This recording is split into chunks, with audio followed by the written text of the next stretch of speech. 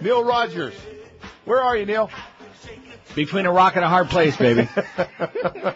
I'll be here. Well, listen, I'm going to turn it over. That'll do it. Hey, by the way, you look really good in that chair. We all been talking about it. You look really good. In fact, there's a name on that chair. If you look on the bottom of it, it says dog. I don't know if it says big dog, mad dog, hound Everybody's dog. a dog around little here. Dog. Yeah, we got all kinds Bulldog, of dogs around here. Bull Schmidt, whatever. There's something under there. Nice to see you again, Joe. Well, it's nice to be Warm back. that chair up, baby. It's got your name on it. All right, you and the mad dog. I'll check. I'm going to check. In fact, maybe one of you can alternate sitting in each other's lap in the chair. I was wondering if he might want to switch. Like one morning he gets to do the 8 to 10, and I'll do the 2 to 4. You think? That sounds like a good idea. Sounds like a wiener to me. All right. Yeah. Well, have a good one, Neil. You too, Joe. All right. See ya. Hi there, you bastards. Lloyd Pettit is dead. He died? Amico, BP, Bechtel, Van Ellen, Shell, Halliburton, Unical, Chevron, and GE. Northrop, Enron, MCI, WorldCom, Baker and Botts, KLR, and Care McGee. Kellogg, Brown and Root, Carlisle and the Rendon Group, Murder Docs, Fox News, and Reuters, Sung Young Moon. Choice Point Democracy by Database Technologies, Chuck Hagel's Diebold, blocking out your vote. George Bush is a liar, exploiting 9/11 for a global empire. George Bush is a liar, impeach the unelected White House occupier. Dick Cheney, Wolfowitz, Richard Pearl, another Dick, Andrew Card, Karl Rove, and Mark Racktick-Co. Absolutely. Neil Bush, Jeb Bush, George P. and Daddy Bush, Preston and Columba, Noel, not to mention Marvin. Trader Bob Novak, stab CIA in the back. Rumsfeld says all is well, another soldier died. Absolutely. Outspoken Democrats, in the mail they get anthrax. Carnahan, Wellstone, dead before their time. George Bush is a liar, like all his corporate neocons with Nazi hard-ons. George Bush is a liar, and the sinister media has you believing him. George Bush is a liar. This song is something that'll never get on Clear Channel.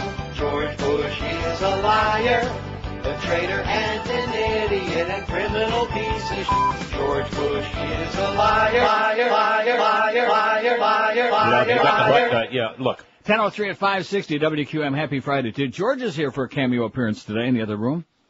Accept no substitutes. Yeah. There's a lot could be said about that, but it better not be. So here we go. Lloyd Pettit died. He was the longtime voice of the Chicago Blackhawks for the hockey fans out there. He died? He died November 11th in Milwaukee at the age of 76. He was big with the Milwaukee Bucks. He and his wife donated money to build the Milwaukee's Bradley Center. And he was pretty big in the Midwest. Lloyd Pettit died. He's dead.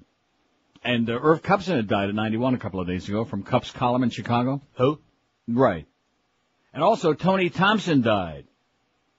Well, somebody is faxing me about dead people. He died? Not Tommy Thompson, the cheesehead. Tony Thompson. Noted session drummer, was a member of two supergroups in the 70s and 80s.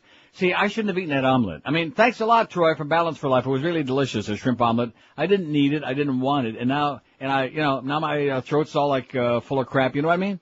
Flummy. Like that. I didn't want that. Assholes. Why does Troy Stratford do that to me? Troy, you're not a bad guy, and thanks for the shirts from my buddy Shelley Bloom, but Jesus Christ, man. Haven't I been screaming I don't want food in here? I had like 2 strips of bacon yesterday. It's the only food I've eaten in here all week long. And here comes my buddy Troy with 2 big sacks of stuff, you know? Good stuff, but I don't want it. I don't need it. I don't want it.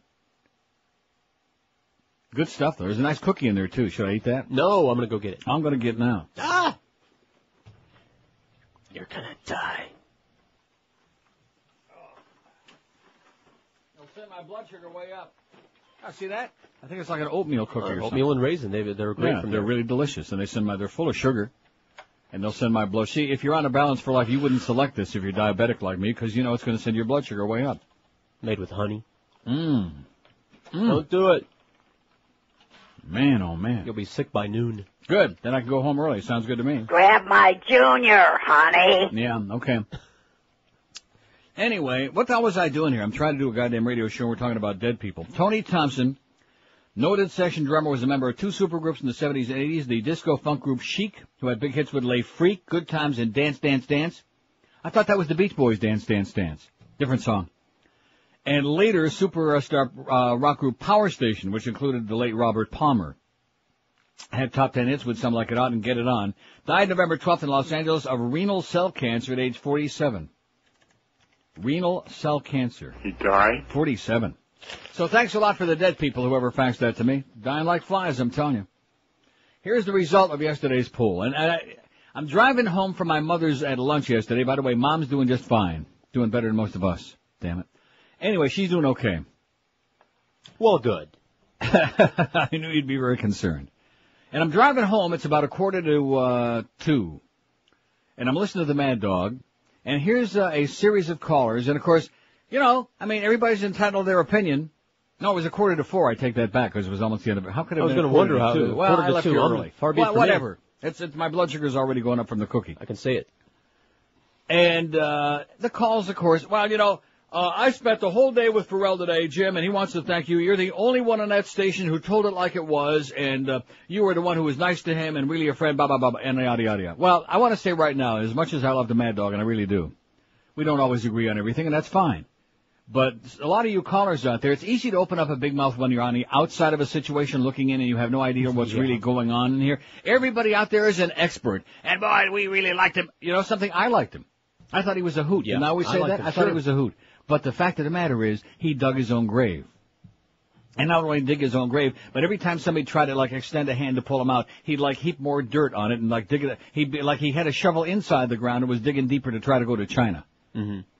Now, anybody out there, whether they spent the day with him or whether they're best of friends or whatever else, you can bullcrap all you want because nobody supported him more in the station than I did, including his supposed good buddy Mo, who was dancing on his grave yesterday morning. You're an asshole, Mo, and I managed to get through the whole week and never saw Mo once. I'm going to write that in my diary. I got through a whole week at QM and never saw that miserable bastard once. And the beast figured it out. The dog ran off with his hairpiece. That's why he's been wearing them silly hats all week. So you haven't seen him? You haven't seen the gangsta cap? I haven't been anywhere near him. I didn't see him. I didn't smell him, and he should only rot in hell, the Mo man. He's smelling like a felon. And he's supposedly Ferrall's good friend. You know, well, we've known each other for years. Blah, blah, blah. And then yesterday morning, he's dancing on his grave, which I will dance on your grave, Mo, just like on the cover of our CD. No, I will. I'll fart in his face, and I'll dance on his grave. It would give me great pleasure, because he's a hateful, miserable prick. And if Ferrall thinks that's his friend, well, good luck to him. You know, and the Mad Dog's got his construction business, and sure, I'm out of town most of the time, but you don't have to be here to really get the flavor of what's going on. Plus, I heard some other incredible stories here this morning that I wasn't even aware of. But one thing I neglected yesterday, which after the break I want to get to it because it's very important for the audience to understand, who think that, well, you know, it's just a few ugly words, and Neil says worse stuff than that, and he got blown out.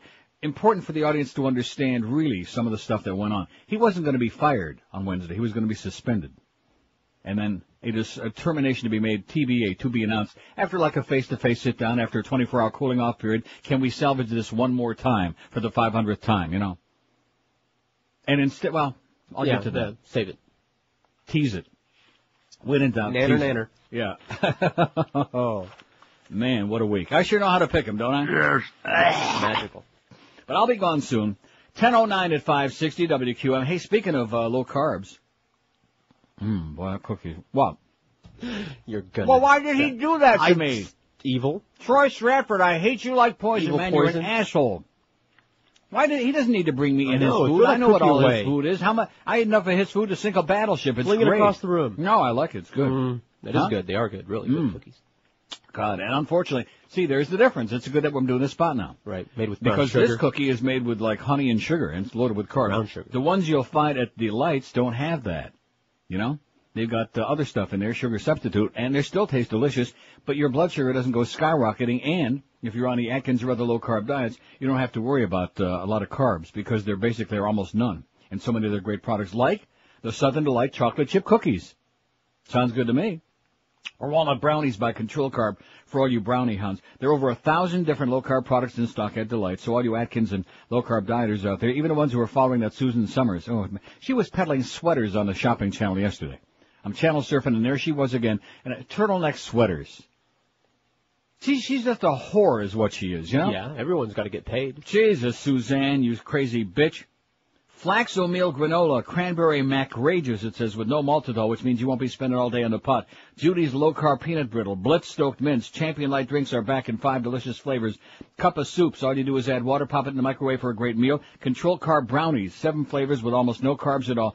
And like I said, over 1,000 of these great products in stock to give you some variety, some taste, to keep you on your low-carb diet. It's a store you're going to fall in love with. And, of course, you can try anything in the store before you buy it. At Delight's, they're open every day, 7 days a week. They got all the Atkins products on sale today, next Shavuos, and every day, all day, every day. They're on the northeast corner of Glades Road and 441 next to Boston Market, safely several miles away from Moe's house. Call them toll-free at 1-877-LOW-CARB. That's with a W, L-O-W-C-A-R-B, or on the web you'll find them at lowcarb.com. Delight's a West Boca store you'll love. It's your official Atkins retail center. Live and local. This is 560. The radio's all yours now.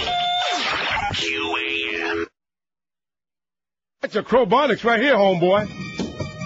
From the producers of American Idol comes a heartwarming collection of favorites interpreted by America's sweetheart, Terry Schiavo.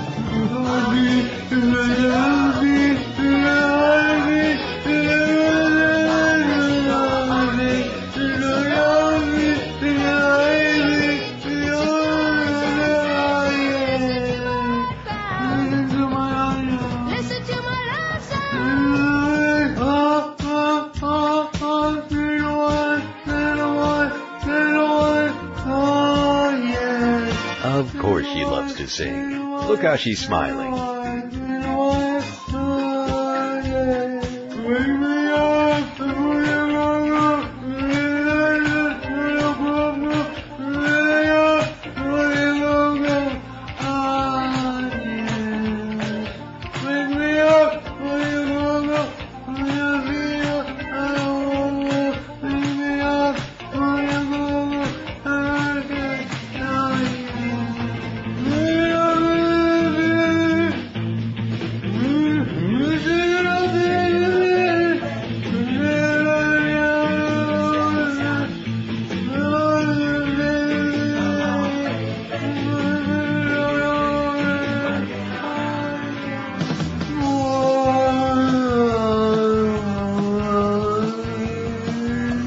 Yes, it's Terry Schiavo, live from Room 214C. Another exploitation available now from the Supplicant Press.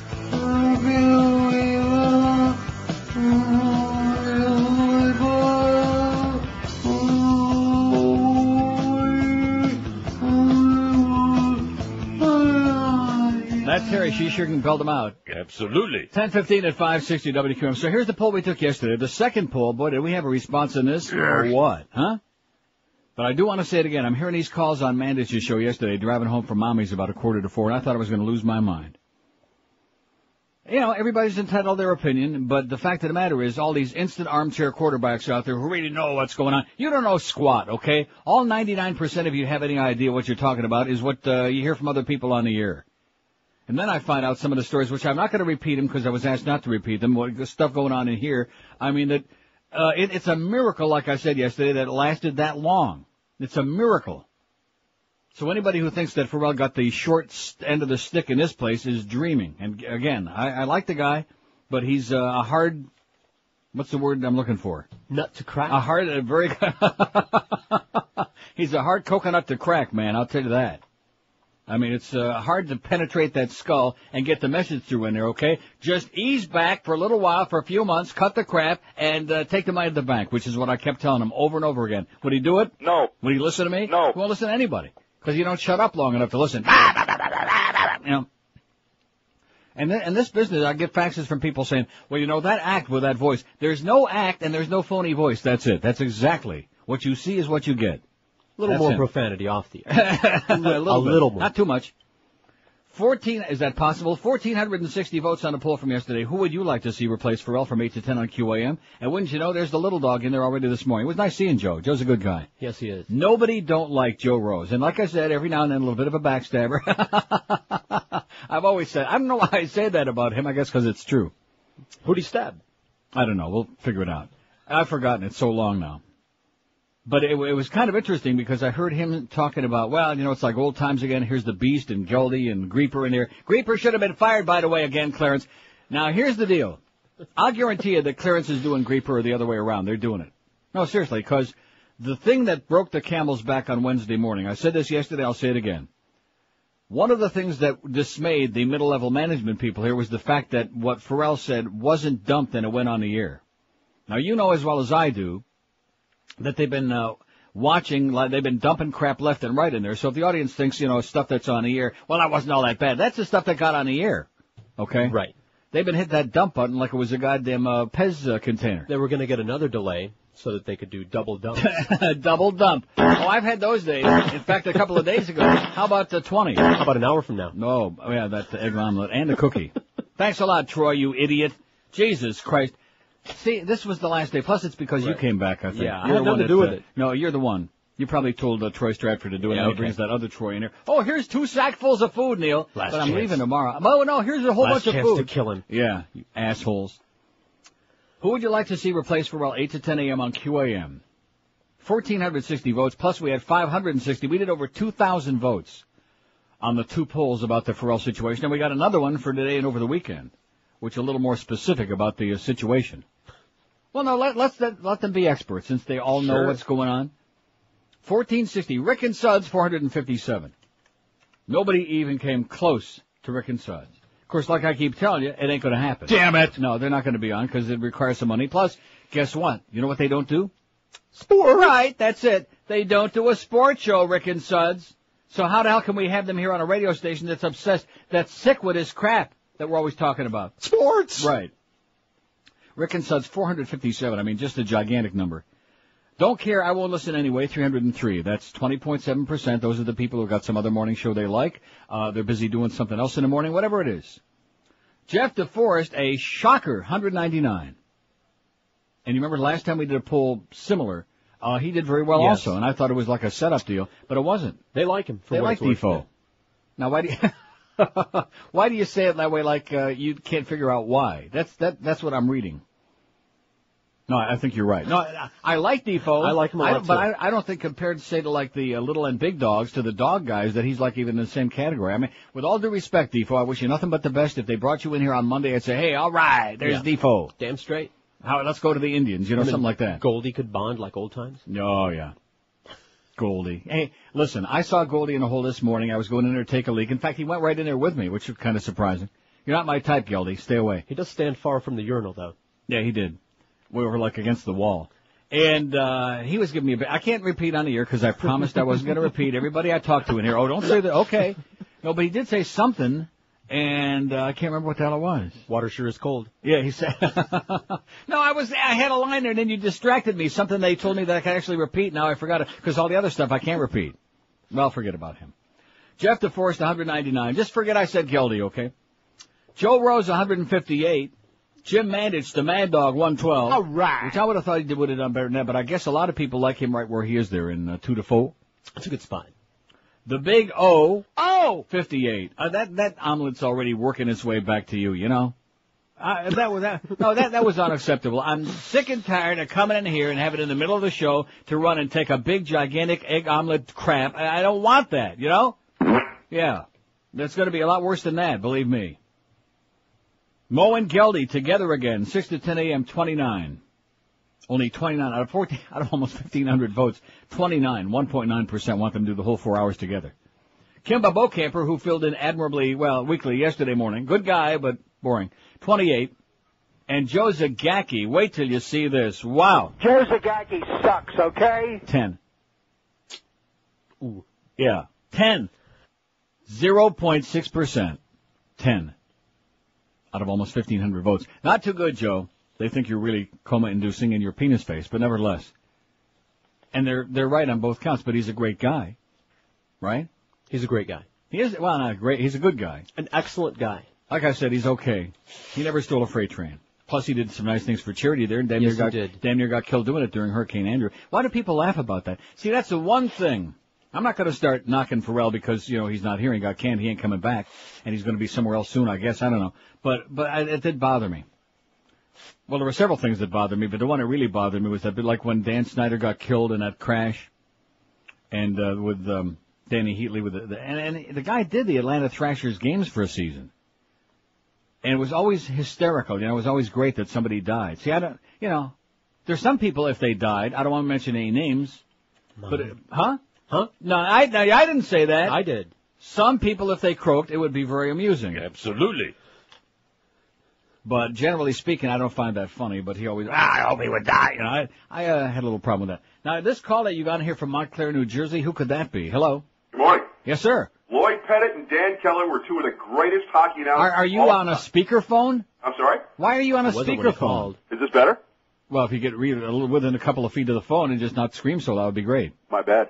You're bad. Lloyd Pettit and Dan Keller, two of the greatest announcers of all time. And now they're both dead. Both dead. And even worse than that, Dan Kelly's kid is there in Colorado, an abortion. Yeah, he's awful. He is horrible. I got a question for you. The rookie! Anyway, go ahead. By the way, I can't believe it. Speaking of hockey, I went to bed. The Leafs are losing 4-1 after 2 periods. I thought they're taking it up the old shoot again last night in L.A. right after they blew it in Anaheim. And I wake up this morning to find they made a great comeback 4-4 in overtime time. Nice going, Pat. Nice going, Leafs. The question was about that game. What is Jack Nicholson doing at a hockey game? Where was this? At the Staples Center for the Leafs and See, there's my psychic powers again. How do you like that? That's what it is. Well, he had nothing else to do. Well, I'll tell you what. Jack Nicholson wouldn't know a cross-check from a porno flick, okay? Yeah. Okay. That's all the material I got. See ya. Who the hell was that? That was somebody in the business. Wasn't that somebody with a great booming voice? Hey, let's put him on 8 to 10. Send a resume. Yeah, send us a resume, okay? Now, I think we'll be okay. Now, let's see. Here's somebody says, why didn't you put the Crow on the poll yesterday? It says, he's worthy. He's worthy. Well, let me just say this to you, okay? I like that one. Yeah. Let's put him on here. He's worthy. Manny Ramirez. See, that's funny for about 3 seconds, but 2 hours of... How about you and me? Yeah. 2 hours of that, I ain't going to cut it. Plus the fact that the people in the building would have never come to work because they can't stand that smell of talcum powder. People think I'm making that stuff up. I have never... He's a good guy. I like the Crow. He has no business being on the air. But then we have a lot of people in that category here. Oh, see, I got sidetracked from Robert Creeper should have been fired. Oh, that's what I sidetracked myself. See? Because I went through that yesterday. They didn't dump it. But Robert Creeper will never be fired here because he and Clarence, our program director, are very, very tight, if you get my drift. There's a Jewish sports fraternity here. Right, a Jewish sports fraternity. In other words, it's a little circle jerk. The Beast is the pivot man. He's in the middle. And you got Clarence and Robert Creeper around the edges on the outside. Yeah, that's it. It's the Jewish sports circle jerk at QAM. You know what I'm saying? Absolutely. Well, I already changed the thing in there, so he can't say it. Come on, Mo, you can do it. Absolutely. Thank you. So here's today's poll. Here's a good fax from David in Miami. See, I don't really care today. I'm just going to ramble. I don't care. I got a bunch of bedtime stories like I always do. I don't care about any of it. Because it's just so aggravating to me to listen to these people. And I've been doing this a long, long time. And I'm aware of the fact that everybody out there in Radio Land thinks that, well, we really know what's going on. You don't know crap. You don't know squat. You know? If you did know, you'd probably blow your brains out. God, you'd probably, take your radio and bury it in the ground somewhere. Seriously, if they had any idea what this place is all about. But you don't. Well, listen to these idiots calling in. And you know how right we are about certain things? New England Paul, who was the chronic faxer, and how come he won't read my faxes? Right. Now he's like Juan Jr. on the morning show. Yeah. They have to have access. They have to have an in. He had, but not just access. He's like, he makes Mark the Jets fan seem like, Gore Vidal. I mean, it's just ludicrous. With nothing to say, the same crap every day, just another chronic. Like I've always said, the chronics on the fax machine are the same as the chronics on the phone. And the chronics on the phone are the same as the chronics on the fax machine. And generally, it's the same people. Right. There's a crossover factor. You get to know their voice, you won't take their call anymore. There's a factor involved there. But anyway, David in Miami says, I like this. He says, I remember after hearing Rush checked himself into the hospital, he received thousands of emails supporting him. Since he's coming back Monday, I decided to send him an email telling him I do not support him. Only problem is, you can't. If you go on his website, order to send him an email, you must register. In order to register, you must buy either his newsletter, tie, coffee mug, or some other item. Or maybe some OxyContin would be good. Therefore, the only individuals who would send him an email are fans who buy his crap, and of course all of the messages will be positive. Rush is like Castro with a 100% approval rating. Good parallel there, man, says David in Miami. Excellent facts, David. Keep it up. Keep up the good work, whoever the hell you are. Anyway, we'll give you the new poll. And then the thing about, I never got to the thing about see, here I went through another whole segment. It's your fault. Very smart. Because I was busy talking about Robert Creeper should have been fired. But he'll never get fired because, like I said, he's got a good head on his shoulders. That's what Clarence said. I said, how come he ain't getting fired? He said, good head on his shoulders. 27 past 10 at 560. Absolutely. WQA. And by the way, Mo, let me say it again. They all hate you like poison. They don't like you. They can't stand you. They make them sick. I like his new hat. And everybody was especially grossed out by the fact that he really, I mean, all along. Oh, who's the one who's your biggest supporter here? Who's known you the longest? Blah, blah, blah. Come on, Ferrall. And he just was squeezing himself. In fact, I hear he killed the muskrat. He was so excited. He squeezed it so hard yesterday. That's why I had to put the hat on. Yeah. I'm calling PETA.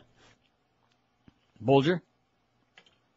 Anyway, speaking of that, and he left before he could get his new mattress. That's the bad part about Ferrall. I want that mattress from Donna. Hey, I don't think he's going to get it, do you? I saw Fat Boy waddling in the hall on his walker this morning. Damn near tumbled right on his ass. And I'm serious. He is brutal. He's in bad shape. He's a big fat tub. Hey, Fat Boy, it's been nice knowing you. I don't think I'll be seeing him again, It reminds me of Tiny. Last spring, February, I came home for a while, a couple of months actually. And I thought to myself when I left, I don't think I'll be seeing Tiny again alive. We should start an office pool. And you know what happened like on the 21st of February last year? He died? My little dog. He died. And I'm thinking the same with Fat Boy, my big fat friend.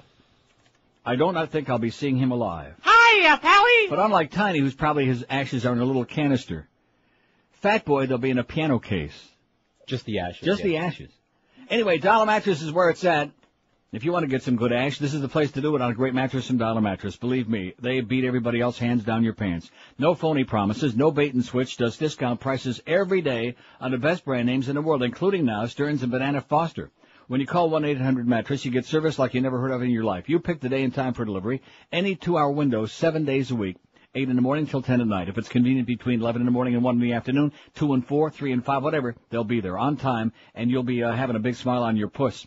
Honest sales practices, fantastic, unbeatable service, everyday low prices, same-day delivery, and free setup and removal of the old bedding. It's easy to see why Dollar Mattress is ranked number 1 in customer satisfaction. So don't get sucked in by the phony sales. Call yourself Dollar Mattress, 1-800-MATTRESS, like all the folks that here at QAM are doing now. Miguel doing it, Boca Brian, George, Fat Boy, and, of course, yours truly. Call toll-free 1-800-MATTRESS, 1-800-MATTRES for a great night's sleep for years to come, or check them out on the web at mattress.com.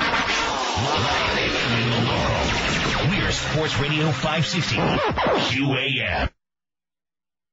WQAM is proud to bring you the WQAM School of Broadcasting. Yes, you too can have an illustrious career in the wonderful world of radio, if you follow our curriculum. The course is free. Of course, you'll work for free. Call 1-800-WANNABE and speak to our Director of Education, Mr. Lenny Martez. So, you want me a broadcaster? A what? A broadcaster. Yeah. Broadcaster. Broadcaster, well, right. Can you say news? News. Yes. News? No, it's not news, it's News. I'll take you on a tour. You need help. Here, we have the Joe Rose Beginner's Course. Wait. Repeat after me, man. Wait. It's good. Wait.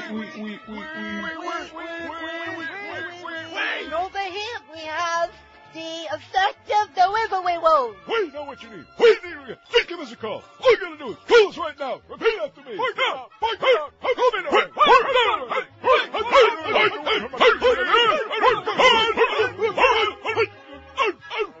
And over here, we have the hate Snowboardism.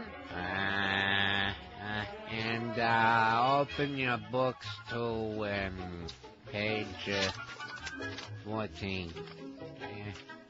Repeat after me. And no, that's what I want you to repeat. Go ahead. Okay.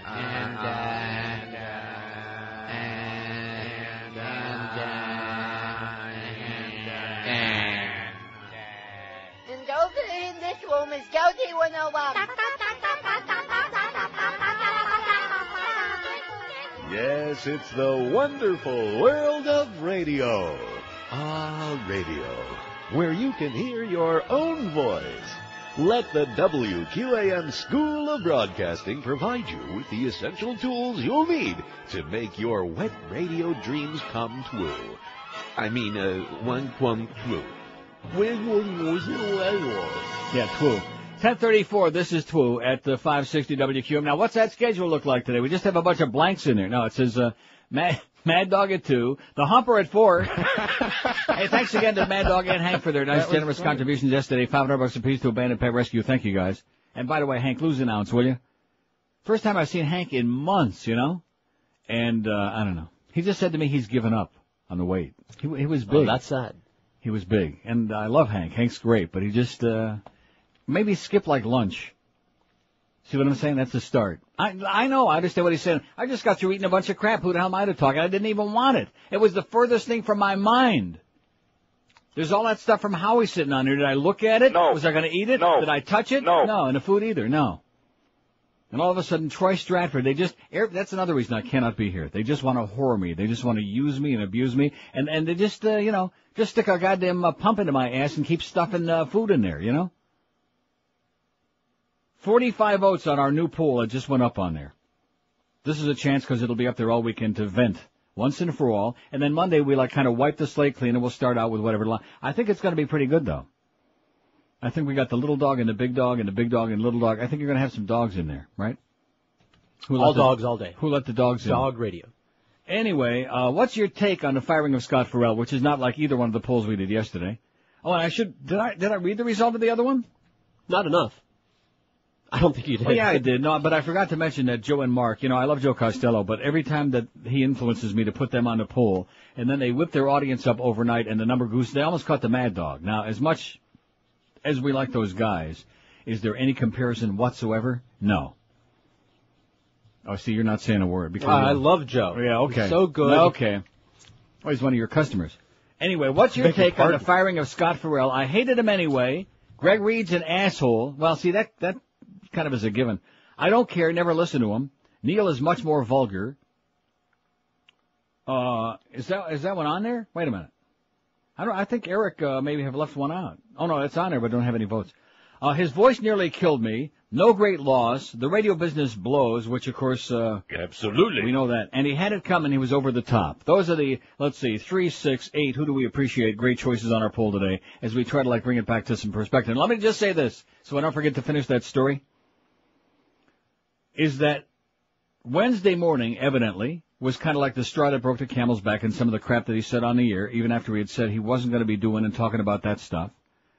And there was enormous stress and pressure and 8 million meetings and signing his documents that have been going on for weeks and months and months. And even at that point, he wasn't getting fired. He was being suspended. And his response to his impending, and they were going to let a day go by, cool off, come in here, we'll sit down and talk.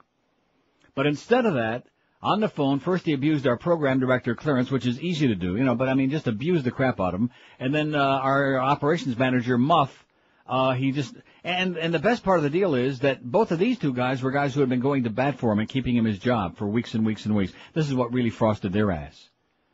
Is that in spite of tremendous pressure from ownership over on the West Coast, which you can understand because they're under pressure with their license they need to protect, but in spite of that, he still goes and rips them on the phone. Screw you, go to hell, I'll see you in court, blah, blah, blah, and a lot of things worse than that I won't repeat on the air. That you can't repeat. That I can't repeat on the air, not if I want the job. So, that kind of was the end. That was the end. So, for those people out there who think that they know something and were calling in yesterday, oh gee, well you the other guys on your station, the other guys on the station, a lot of them haven't got a clue what they're talking about. You got Mo in the morning who's got his agenda of screwing anybody you can, stabbing in the back just to try to solidify his own position. You've got yours truly who sits here with no axe to grind one way or the other on the Ferrall situation, who liked the guy, who promoted the hell out of the guy, who enjoyed the crossovers every day. But I got to tell you the way it actually was, and a lot of you don't want to hear the truth because you can't handle the truth. Speaking of Jack Nicholson at the L.A. Kings Leafs game. And then you had the Mad Dog on there, which he's entitled to his opinion. He liked the guy. I like the guy too. I didn't maybe have as much interaction because I don't go to all those ball games and stuff. And Mad Dog's comment was he was always a gentleman. Every time they met, they had some nice conversations. He never stole a freight train. That's fine. But that's not what we're talking about. That's personal, and we're talking about business. See? We're talking business, and Mad Dog was talking personal. And I didn't hear Hank yesterday, so I don't know what he said on his show. So that's what I can tell you. Now, here's where it starts. What's your take on the firing of Scott Ferrall? Greg Reed's an asshole, which I thought that was a given anyway. 36. 84 votes. That's what George voted. What? I think that's what wasn't that what you voted? Mentally. I don't care. Never listen to him. 13. That's 15.4%. No great loss. 10. The radio business blows. Robert Grieper voted 9. Yeah. Unless, of course, you got a job guaranteed for life, Grieper, like you do with your boyfriend. Absolutely. He had it coming. He was over the top. 6. His voice nearly killed me. 5. 5 people said that. I hated him anyway. 4. And Neil is much more vulgar. 1. See, that's the thing I keep hearing a lot of these idiots, these sports nerds calling. Well, how come Neil didn't get fired? He's much more vulgar. Let me say it to you again, like I said yesterday, in case you missed the show.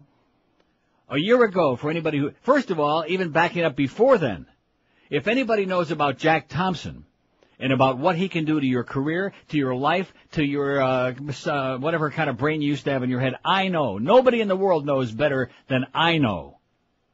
Because I had 2 years of my life turned upside down by this great self-appointed moralist from heaven. Okay? So I know all about it. And then a year ago, we had the Condoleezza business, which was another story. Right.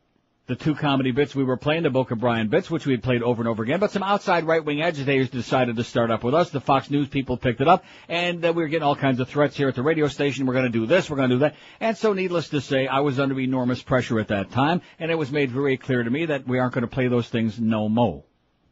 And if I did play those things some mo, I'd have my ass canned. And I said, okay. Gee. Because I'm an adult, I don't have any need to play those things anymore, and I'm not going to, shoot myself in the foot. I can use the cash, especially after Mitch Hirsch. And that's just the way it is. Life goes on. If you're a mature adult and you have, self-preservation as one of your goals, that's one of the things you do. When you work for people and they tell you, oh, this is something you're not going to do or bye-bye, you say, okay, and you don't do it. You mean you don't own the station? Especially when you don't have any need to do it. Do we have any need to play Condoleezza? No. No. That's my point, right there. Anyway, 18 before 11 at 560 QAM. Live and local. This is Sports Radio 560 QAM. Genital herpes got you hurting? Ask your doctor about Valtrex. Valtrex, because love hurts. Valtrex. Absolutely. 16 before 11 at 560 WQM. Happy Friday to you. 122 votes. You should have seen the poll. Maybe it'll be that way again today. The way the votes were pouring in unprecedented. We did over 2,000 votes on the 2 polls in one day yesterday. I think that since Alien, that's the record. Yeah. Let's fire somebody else. Oh, I think that's a great idea. The firing of the week. Oh! And we had several suggestions for you yesterday, by the way, Mr. Hotshot. Sure. Oh, yeah. By the way, George is here today, so if you want to pick on him, feel free. No, they just, I know. Yeah, and that just amazes me, because I know that after 100 years that I got a lot of people despise me out there, but you're much more polarizing than I am.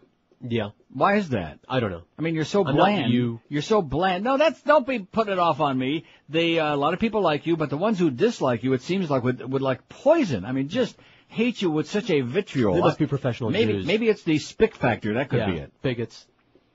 Well, how the hell do you know that they're Jews? Professional Jews. Oh. Here's Miami. Hello. Yes, I'm ready. You're ready? Yep. Ready for Hey, action? retire, Yeah, okay, but your phone ain't ready, okay? That's the problem. An underwater caller wants me to retire. Blow it out your ass, idiot. 5670560, pound 560 on the AT&T. That was Pete Bolger's boyfriend. Recognize the voice. Come up for air, sweetheart. West Palm Beach, hello. Hello. Yes, sir? Yes, why don't you get a black DJ there in that prejudiced Jew station? Why don't you really do... Yeah, get a black DJ. We don't have no DJs, okay? Call up Power and see why they don't do it, idiot. Get a white DJ. Get a life. Here's Miami. Hello. Miami. Good morning, Neil. Yes, sir. Yes, Neil, listen, there's a great anti-war song on the Woodstock album by Country Joe McDonald and the Fish. I don't know if you remember those guys. But if you change the words from Vietnam to Iraqi land, it would make a great song for nowadays. I mean, it'd be right up to date. I don't know if you remember the song, but it's like 1, 2, 3. What are we fighting for? 1, 2, 3 o'clock, 4 o'clock, rock. 5, 6, 7 o'clock, yeah. Yeah, right. Phil Haley in the comments. He's dead, too. Maybe Boca could do something. Maybe Boca can do something. Okay, we'll pass it along and have a great weekend. Okay, thank you. Bye-bye. Okay, a lot of open lines. I thought we'd get a phenomenal response here today, but they don't want to handle it now because they can't deal with the truth, like I said. They'd rather, have a visceral reaction. You guys all suck, all this other crap. Like yesterday, calling in, sucking up, to whoever happened to be the host at the moment.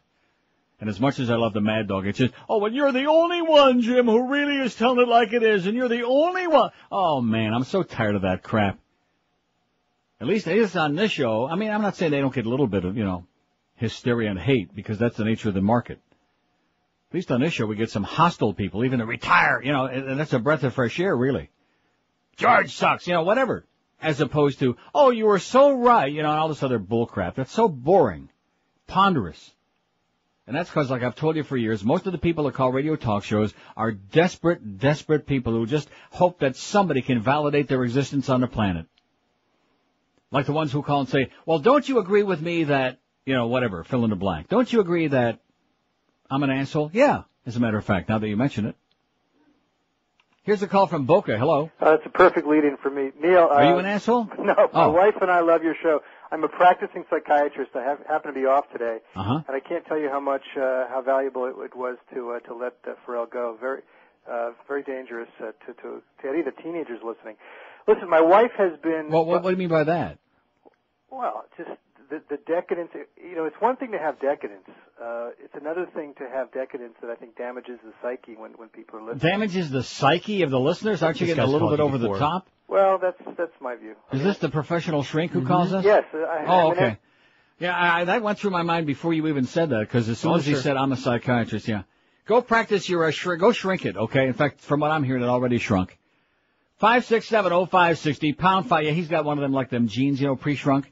5670560, pound 560 on the AT&T. Oh, yeah, terrorizing the teenagers out there. Woo! Man. Talk about over the top. Trace that call and let's get the straitjacket and a butterfly net for this guy. I'm telling you, I love it. I don't know when this started. Not many months ago, I had a whole new attitude about these callers. Yeah. No, each and every one of them in its own bizarre way, in its own sick, twisted way. Like him. That was great. Yeah, it was. Each one of them has some redeeming social value. In fact, you can take a coupon with it to Publix and redeem it. Mm-hmm. Makes me feel better about myself every time I hear one of those calls. Exactly. That's what I'm be thinking. 153 votes. What's your take on the firing of Scott Ferrall? And by the way, Greg has a message for these people who are voting. Greg hates you. Greg's an asshole, 64, 41.8%. Don't care, never listen to Ferrall, 26. The radio business blows, 17. I don't know why I put that on there, but I guess that's kind of like a supportive Ferrall kind of thing, because he's gotten canned more times than you can say it. No great loss, 17. He had it coming. It was over the top, 12. His voice nearly killed me, 9. I hated him anyway, 6. And Neil is much more vulgar, 2. So far. You're going to see. The poll's been up, about 20 minutes? Okay. I said the poll's been up there only about 20 minutes. Didn't you say K? Yeah. 159 votes in 20 minutes. Multiply that times 3, and you've got 480 votes in an hour at this pace. Wow. See what I mean?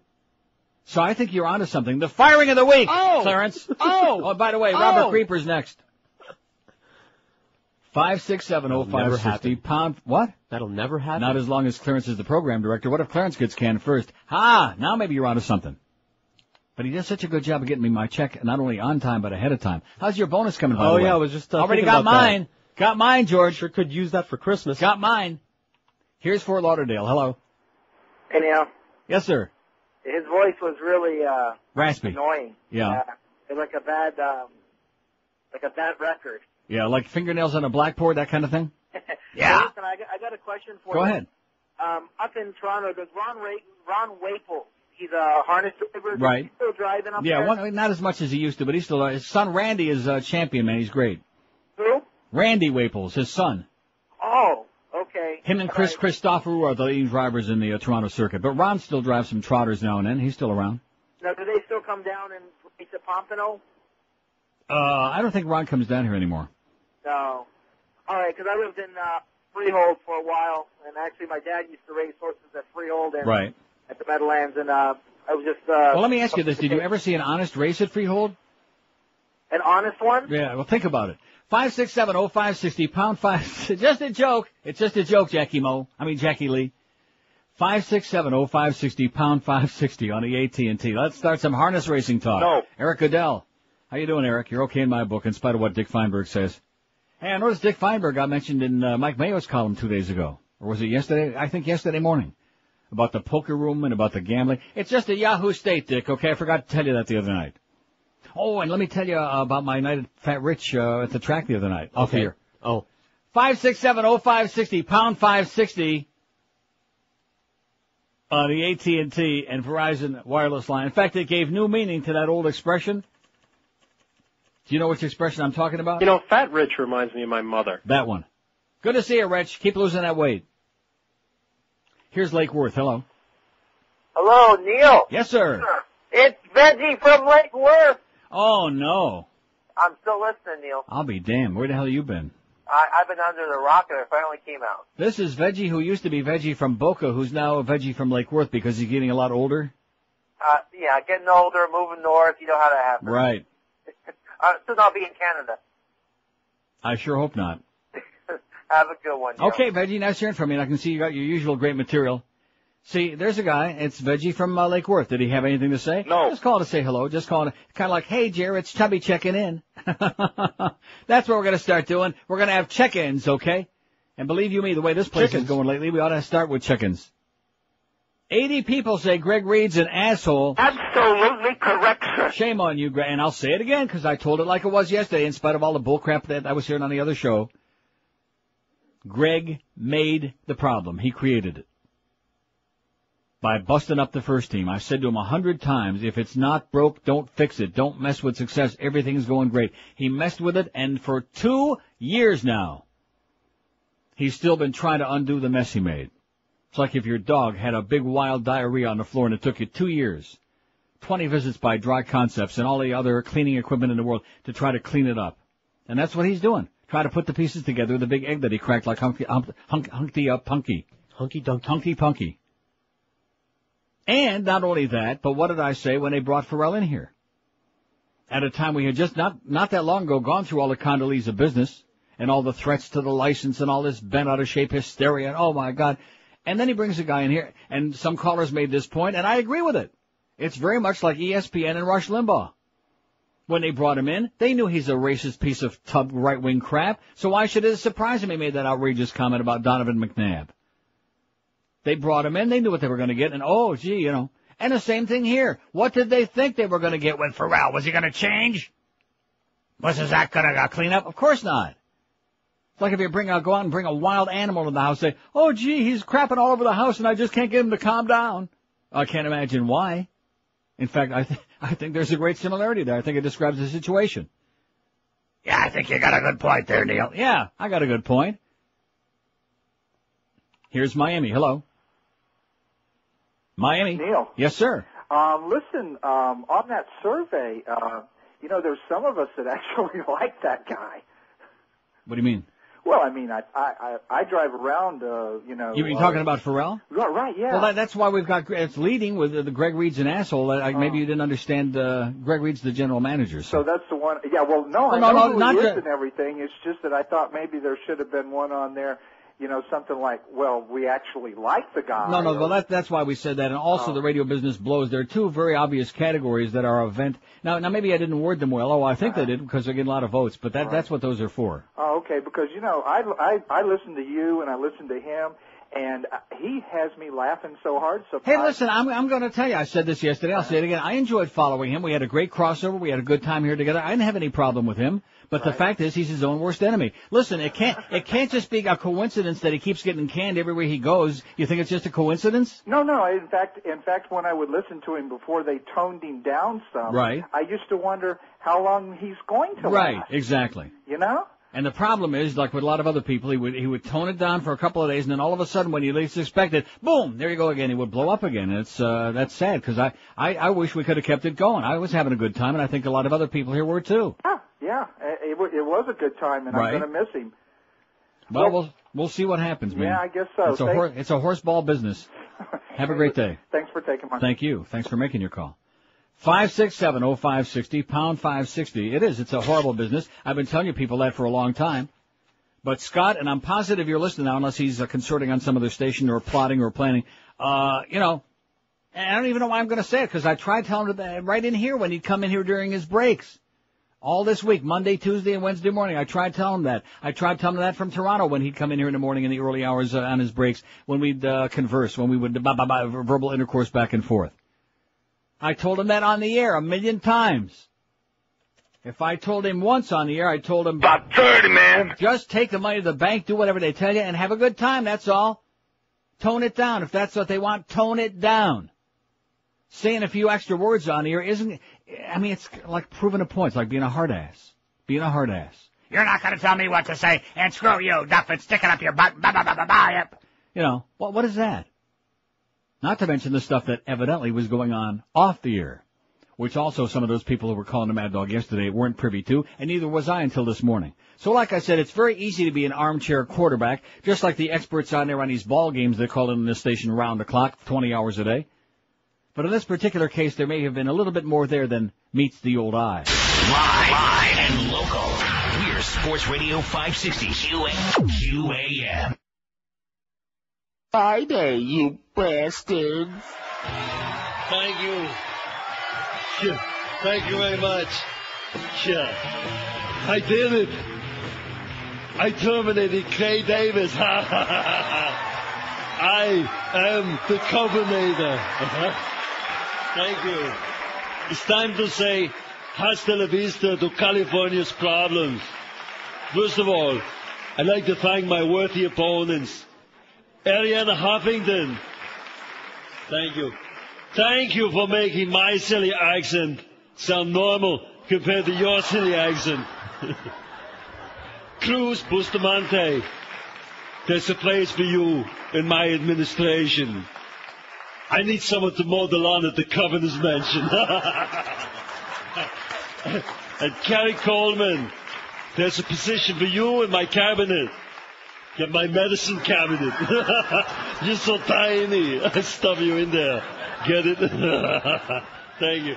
But seriously, my first day in office, I plan to announce some broad-reaching initiatives. That's right. I'll initiate a plan to reach out and touch a bunch of broads. No, seriously. And lastly, I would like to thank my lovely wife, Maria. She should serve as a role model for all Californians. During my term as governor, while you're getting screwed, just lay there and tell me I'm doing a good job, okay? Thank you.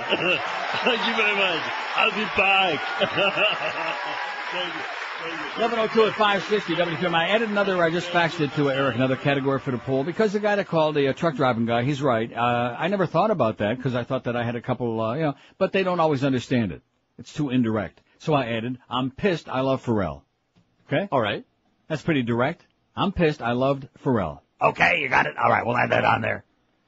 200 and, a lot of votes, man, in a half an hour, George. 241 votes in a half an hour. Aren't you impressed? Quite. Greg Reed's an asshole, 105. Talk about restating the obvious, 43.5%. I don't care, I never listened to him, 35, meaning Ferrall. What's your take on the firing of Scott Ferrall is the question. The radio business blows, 26. No great loss, 24. He had it coming, it was over the top, 22. His voice nearly killed me, 15. That's what Phyllis said. Water Nazi.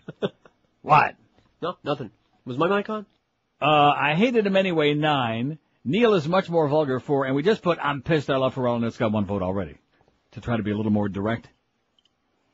Radio talk show host John Matthews has been a fixture of the Houston broadcast scene for more than a decade. This is a right-winger, by the way. Was indicted by a Fort Bend grand jury on a charge of indecency with a child. This in Richmond, Virginia. The indictment, which was unsealed Wednesday after Matthews was arrested, alleges Matthews knowingly and intentionally exposed his genitals to a girl under the age of 17 October 9th. The indictment alleges there was exposure but no contact with the child, Fort Bend County District Attorney John Healy said. The conservative talk show host, who also writes a column for a Fort Bend, Virginia weekly newspaper, was taken into custody by Sugar Land police about 3 p.m. and driven to police headquarters. Transferred to the county jail in Richmond, he was released on $10,000 personal recognizance bond. Made no statements to reporters as he left jail Wednesday evening. His attorney also declined to comment. The officer who delivered him to jail after 5 p.m. lowered the sun visors of his car as he pulled into the facility to prevent news photographers from taking Matthews' picture. The outspoken Matthews, who's been a constant critic of liberals, Bill Clinton and Houston Mayor Lee Brown's administration, resigned from his post at KSEV AM 700. Matthews often opened the segments of his show with the instrumental piece, Rebel Rouser by Dwayne Eddy, and had a loyal following of listeners who called the show frequently. A lot of good old boys. A lot of them boys that Howard Dean was talking about, them Confederate flag waving, pickup truck driving, etc. Guys. Station owner Dan Patrick told listeners Wednesday the station will conduct a search for a replacement. Oh, we know that, a nationwide search, I'll bet. They'll probably get like, what's his name that we used to have in the morning there, what's his name, Sonny Fox's old guy, Ron Hershey Harway. He maintains his innocence. Let's see, does it have any more information in here about this? He had a libel suit filed against him. The investigation began last month after an allegation against Matthews was made. The investigation began after the girl's parents contacted police through an intermediary. He declined to discuss details of the case. So there you go, and the only reason I mention it is because it's a conservative, holier-than-thou talk show host. Once again, always seems to be the case. Just like Rush with all of them pills. We'll be back on Monday. All you ditto heads out there. Can't wait. Wouldn't that be great? In the Sunshine State? When Rush comes back. And they can say, oh, you're the best, Rush. We feel so sorry for you. Absolutely. Right. He's a victim, you know. He's just a victim of that doctor who got him hooked on them Oxycontins and them Lorcets and all other crap. What's your take on the firing of Scott Ferrall? We got a lot of votes, man. 253. I bet you we're over 300 in an hour. Wow. That's something. Isn't that amazing? You'll see we got 25 minutes to go. So if you people really put your nose to the grindstone in your keyboard and put your nose on your mouse. What's your take on the firing of Scott Ferrall? 253 votes. Greg Reed's an asshole, 108. I don't care. I never listened to him, 36. The radio business blows, 26. No great loss, 25. He had it coming. He was over the top, 22. His voice nearly killed me, 15. I hated him anyway, 9. I'm pissed. I love Ferrall, 8. See, that's moving up. And Neil's much more vulgar, only 4. See, I've heard, it must be the same 4 I heard calling in on this station. I don't know where they come up with that crap. That's what really frosted me a little bit with my good friend, the Mad Dog. All right. Because the guy who I heard the first one calling him said, oh, well, there's nothing that he said on the air while he was here that, Neil and Howard haven't said themselves. Howard David? Right. Mo Howard. Yeah. And Mad Dog said, yep, you're right. Or something like that. I think he said, all right. Because he's always saying, all right. You know. And I thought to myself, well, whatever you say, Mr. Mad Dog, I love you, you're a great guy, but you're full of crap. Here's a call from Weston. Hello. Hello, Neil. Yes, sir. Hi, this is Alan. Hey, Alan. Hey, listen, I just wanted to let you know that I do miss Ferrall. I think Ferrall was funny as hell. Right. Okay, and the only thing is, and I don't want you to take it the wrong way, but most of the time I only hear you talking about is lambasting all your callers. And I don't actually get what your format is. Yeah. Okay. Now maybe I'm just naive, but. Well, let me ask you something. How long? I beg your pardon? I found Ferrall to be much more interesting and entertaining Than me. Oh yeah, absolutely. Yeah. How long you been listening to this show? Off and on for about. Okay. Well, honestly. Yeah. The past couple of months, but I've heard your show before. But I never really was into talk radio. Yeah. Well, see, you're entitled to your opinion. You like whatever you like. Like you may like Vanilla Ice Cream, and I like Rocky Road. But the fact of the matter is, I've been doing it here for 28 years, so I must be doing something other than just lambasting the callers. You know, I haven't been just ripping callers for 28 years. I think you must have had a very good show. Oh yeah, once upon a time it was a good show. Couple of months, most of the time I hear you, you're lambasting all your callers, calling them idiots and jerks. And let me ask you, have you heard, Alan? Have you heard the callers? Yeah, well, some of them are jerks. Okay, thank you. 5670560, pound 560 on the AT&T. There's another expert on this program. Alan, have a great day. If you like Ferrall better, great. There are people like him better. People didn't like him at all. It's a matter of taste. I'm not here competing with him. Although I do think that was in his mind. I think that was a part of the problem. Why? You're not on opposite each other. No, I understand that, but it was always, well, I'm going to get triple the numbers you got, and I'm going to show you because I'm the best. You know, that's fine to have a big ego, but I mean an enormous ego. He really did have a gigantic, out-of-control ego, you know? Yeah. And when you talk a big game like that, you better produce a 5.6 ain't going to cut it. I mean, it was a good number, and of course it was during a book that the station had all the way around, a huge book, and he helped to that, no question. It's a good idea to stay on long enough to. It's a good thing to stay on any station long enough to really show you can produce something. But when you keep getting canned after a short period of time because you can't toe the line or it can't even come close to the line, then you got a problem. See, I don't know what I've said that wasn't clear enough. I guess there is a segment of the audience out there would like me to come on and just land-based management and say, boy, they really made a bad mistake this time, and I can't understand what. I do understand what they did. And like I said, the guy wasn't going to get fired anyway. He was going to be suspended, and there was still a chance to salvage the situation. You know, and this guy had more. Even the ever-ready Cats only got 9 lives. Our management has management that they have to answer. That is correct. The people who own the goddamn license. That is correct. Such as they are, where they banjo up in the tree. And that's them. And you can only push a situation so far. And when the people who have helped you to stay employed and keep your paycheck coming every 2 weeks are on the phone trying to say, hey, well, you know, we got to suspend you for a couple of days because they're upset about that.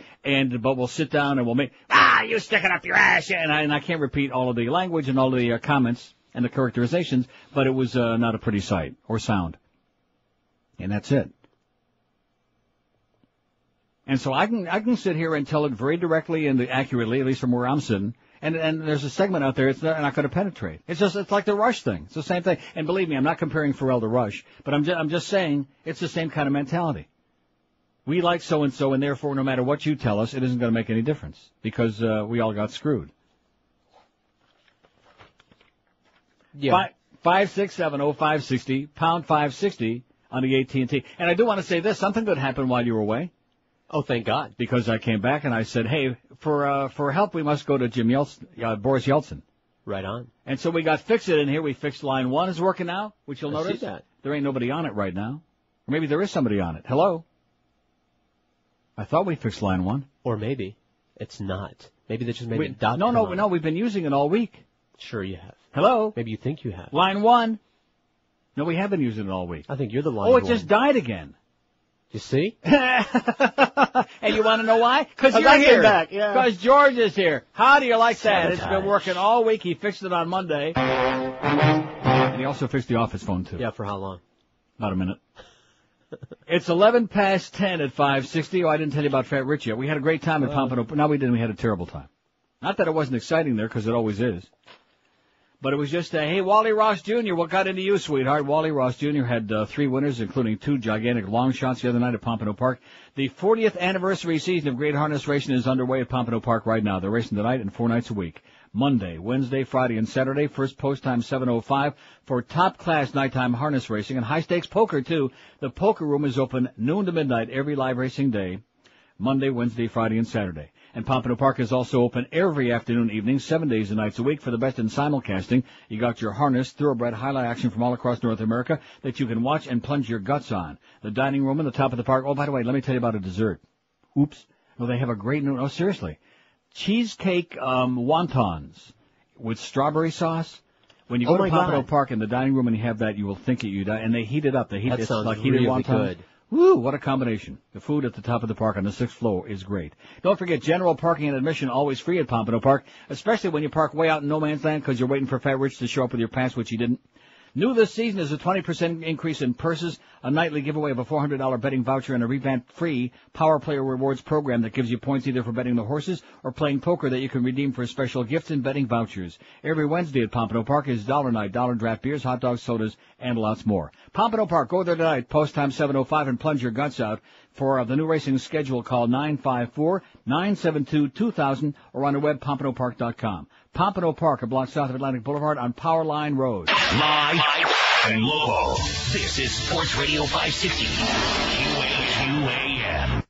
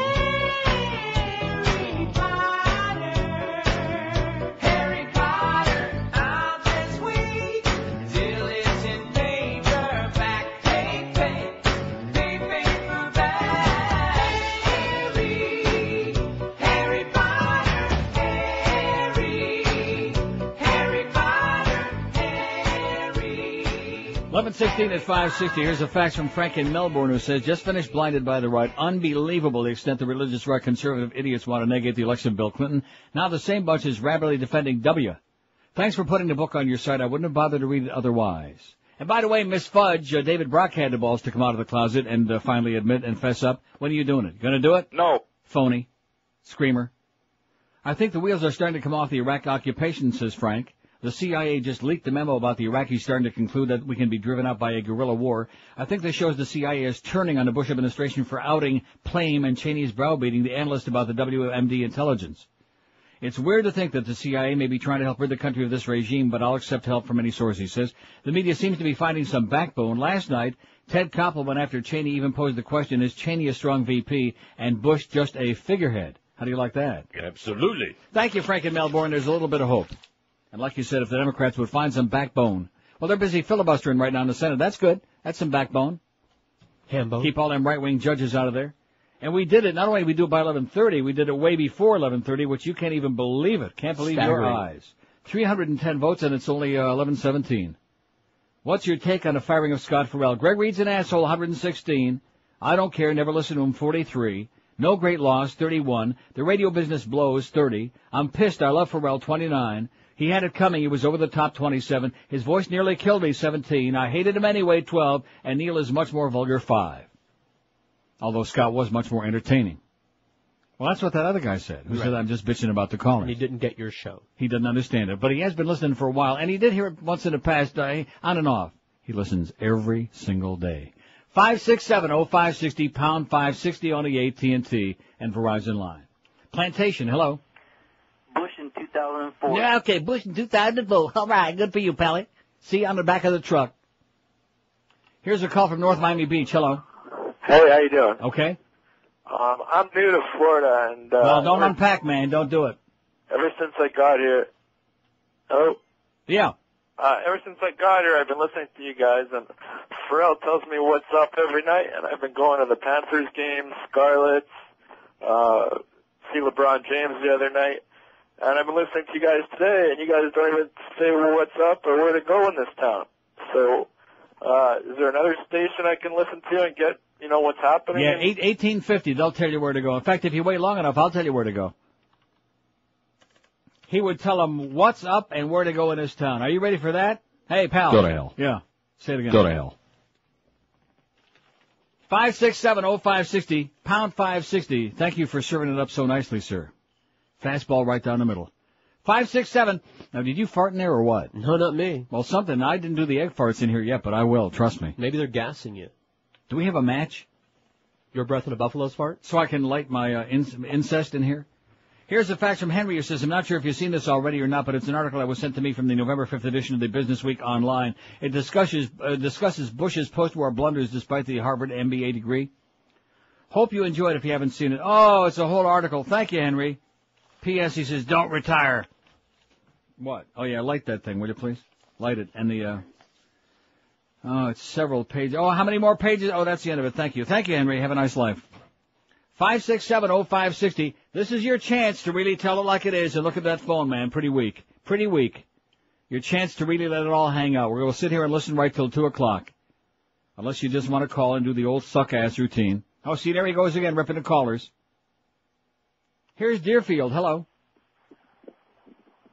Deerfield Beach. Hello. Yes, sir. Hey, I have a couple of questions. Maybe it'll clear it up for me. Let's clear the air. Let's clear the air. Was he getting a lot of complaints? Ferrall? Yeah. Yes. From the callers and from the sponsors or whatever? The callers, forget about the callers. The callers have nothing to do with whether we're on the air or not. Callers are, see, there I go again with the callers. Uh-huh. Yeah, sponsors were bailing out of the show, some of them. And there was a lot of stuff going on behind the scenes that he was, they were working 20 hours a day to try to salvage it. Right. And he just couldn't understand that? Evidently. Because he wasn't breaking any FCC rules or anything like that, right? No, that's not right. Oh, he was? From what they tell me. I mean, I didn't hear all of his show every day, but from what I'm hearing, he was way over the edge a lot of times. I'm just trying to understand his mentality. Was it like an artistic control type situation, or I don't understand it. No, it's called being like that. George was just going to be, and I think that sums it up very well. Either he just doesn't get it, or he's just such a hard ass and got such a massive ego. It's like he's right, and the whole rest of nature. The whole rest of the world is out of step, is what he thinks. I don't know. I've never encountered anybody like him. Well, you need that self-preservation. Right. And in other words, if you go to work in the morning and your boss says, if you come in here wearing purple shoes again tomorrow, I'm going to fire your ass, and you show up the next day and you got purple shoes on, that means you don't, I mean, how important is it to wear purple shoes, right? Yeah. Well, some people just don't have that self-preservation thing in them. And those people keep getting canned over and over again. That's why I'm trying desperately to explain to the audience, but they don't get it. Well, he was entertaining. He was, no question, absolutely. Whatever your boss says, you got to do, and that's it. Absolutely. Okay. Have a great day, Pally. Okay. Well said. Now, see, that guy was, he understands it. See, there's a difference between saying you liked him and he was entertaining, which I would say yes to both of those, very much so, and on the other hand, he put himself in an untenable position. Period. And even when people here who are in positions of power would say, hey, let me help you with this, let me see if we can salvage this. Screw you, blah, blah, about your ass, you gotta see you in court, blah. Yeah. You can't do that. You can't just run over the whole rest of the world with like you're a giant mouth of a steamroller. Alienating your allies. In fact, I think that's a good analogy, a steamroller with a mouth. You know what I'm saying? Yeah. You can't do it. Otherwise, this thing keeps happening to you repeatedly. And you're going to believe me, I know a little bit about this business. I've been in it about 100 years. Otherwise, you keep getting fired. And no matter how entertaining you are, see, I could be a hell of a lot more entertaining, to go back to that guy who called before, if I could just say, and believe me, I support that, but that's not the way that it is. Right.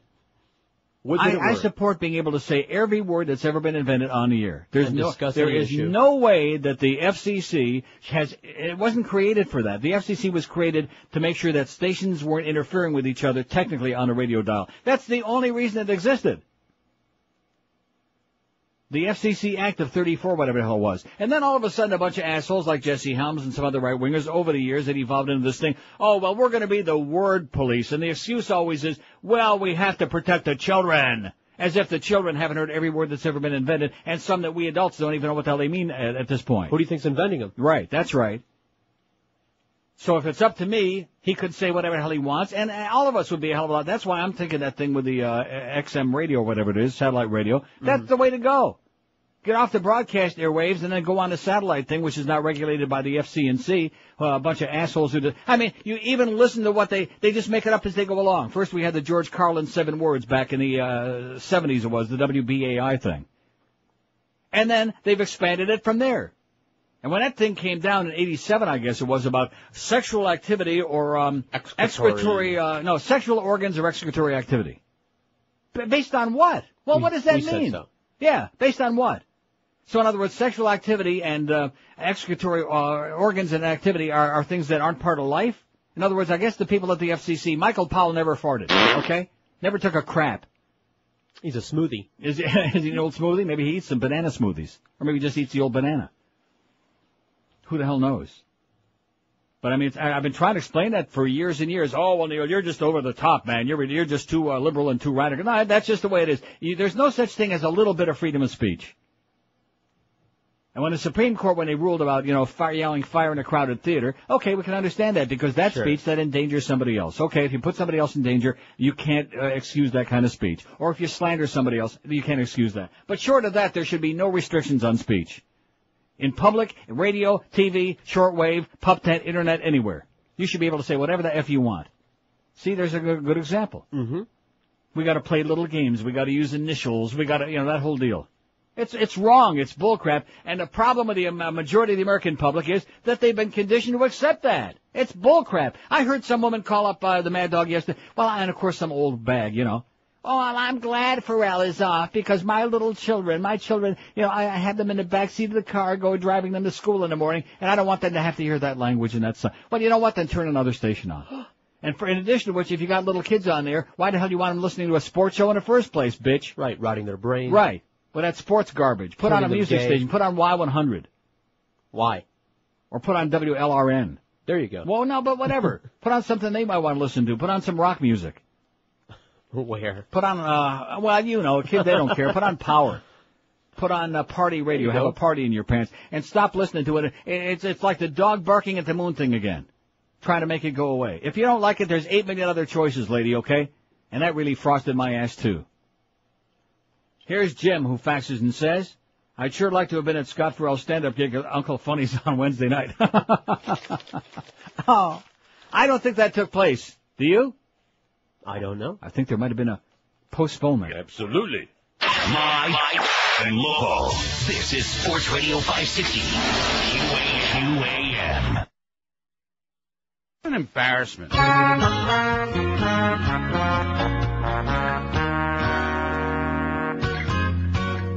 Adopted Rosie got one more.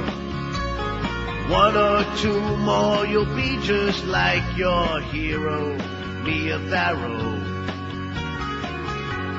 Oh, now we know the only thing in your belly is gravy. All these kids make us real mad, 'cause there is something with you that can't be had. It's called a dad. Your children can't win. You don't have a need for a man when you're a lesbian. Oh, there's a new Rosie child. She's got a way to keep them coming. You and me, we wait a while. Adopted Rosie, you're a barren woman. You better hope that your show keeps going. 'Cause when it's done, girl, we want all the kids back. Give them back, give them back. Give them back their babies. See, lesbians are in, Rosie, but hot, really lovely-looking lesbians are in today. Not big, fat bull dykes like you. That's what you don't understand. No, she heard that dykes were in, and then they said, no, not you. 29 till noon at 560 WQM. Here's a fax from, well, I better get this story about Uncle Funny's or they'll hang up. Here's Pompano. Hello. Hey, Neil, what's happening? Yes, sir. How you doing? I was at Uncle Funny's on Wednesday, and the girl in the front there, the one that where we pay and everything, told I don't know, because I've never been there. Well, she told us that due to contractual disagreements with QAM and Uncle Funny's, Forell wasn't going to be performing. They let us in for free. We had to buy the 2 drinks. You know, they have a 2-drink minimum there, right. but they let us in for free. Now, during the performance, they were telling us that Forell was fired, but I thought that was all a joke. You know, I didn't think that was real. Really? But that's what they told us. Absolutely. So he was a no-show. He was a no-show. Okay, thanks for the report, Pally. All right, bud. Okay, don't make that mistake again. So here's an interesting fax from Chris, who says this morning on the highly rated Mr. Ego Christian/Jew radio show, he thanked his very dear friend Jack Thompson for a job well done on getting the very rude and filthy talking Scott Ferrall off the air on WQAM. Mr. Ego went on to say that have Neil removed from the air would be a great achievement for improving community standards in South Florida, says Chris. Well, Mr. Ego, that's for you, okay? And by the way, what station is that again? What station? Does anybody know the call letters? No. Does it have call letters? No. Does it have any audience? No. Does it have any numbers? No. No. But they have 80 million spots, $1 a holler. For Steve's hair and Steve's penis and Steve's hearing aid and Steve's implants and Steve's nipple rings and whatever else he's got. Breast implants? And Steve's crucifix and Steve's adoption clinic and all these other things. All of these things. Boy, talk about insane jealousy, okay? Man, talk about a guy just gone wild. 5670560, pound 560 on the AT&T. You know what I mean? Absolutely. On the AT&T and Verizon line. Here's West Palm Beach. Hello. Hi, Neil. Yes, sir. Oh, man. Hey, can Scott go on the air, like, right now? Or does Sure, he had no contract here. Well, you know, he said that when one of his shows, he said, well, people are asking me to go up against Neil. Right. So, I mean, I would listen to you, but... You know something? They put Phil Henry with those tapes on against me. They can put what they got Rush on. I don't really care. I do my own show. Hey, let me and let me tell you something else. See, that wouldn't surprise me because that ego thing that he's got, he really believes that he's going to kick my ass and show me. He's another one of these people who's obsessed with me. I don't know why, because I wasn't in competition with him. I was promoting him. But he really is obsessed with me. Well, you're the big dog. You're the big dog, the big enchilada, the fat old Jew, right? You're the, hey, you know, and you say, banana. This is just the sake of conversation because I love banana. your show. But you say you're so you're not allowed to say the words and stuff. You can't speak freely. That's your whole gig. Is is, you say package, and then we know, we're hip. No, I don't say package. You got me confused with him. I don't say package. Okay. That's his deal. Rack and But package. how about that cider? Big racks and big package. Yeah, right. Yeah, and, right. and we're hip, so we get it, because... yeah, but wouldn't it be a hell of a lot funnier if we didn't have to hint around, if we could just say the damn words? That's your whole gig, though. No, that's not the whole gig, believe me. They have if that was the whole gig, I'd be out digging ditches right now. No, you're doing it great. I'd be standing at the soup kitchen. And the Osbournes, the Osbournes, right? How Right. he says the F word all the time. Right. Now, I read in the paper, I don't have the CD that you could buy the CD of his whole show. Mm-hmm. And they said you can listen to it with or without the bleeps. Right. And at least the person who wrote about it in the paper said that without the bleeps, it wasn't as funny because you just hear him say the F word all Well, the time. bleep them. Have a great day, Pally. Okay, see ya. See ya. Line 1 ain't working anymore. I just thought I'd mention that in case Fix-It's in the building, because he did fix it, and it was lit up there, and then all of a sudden, it just died because George came back today. By the way, George is here, so rip him an ass.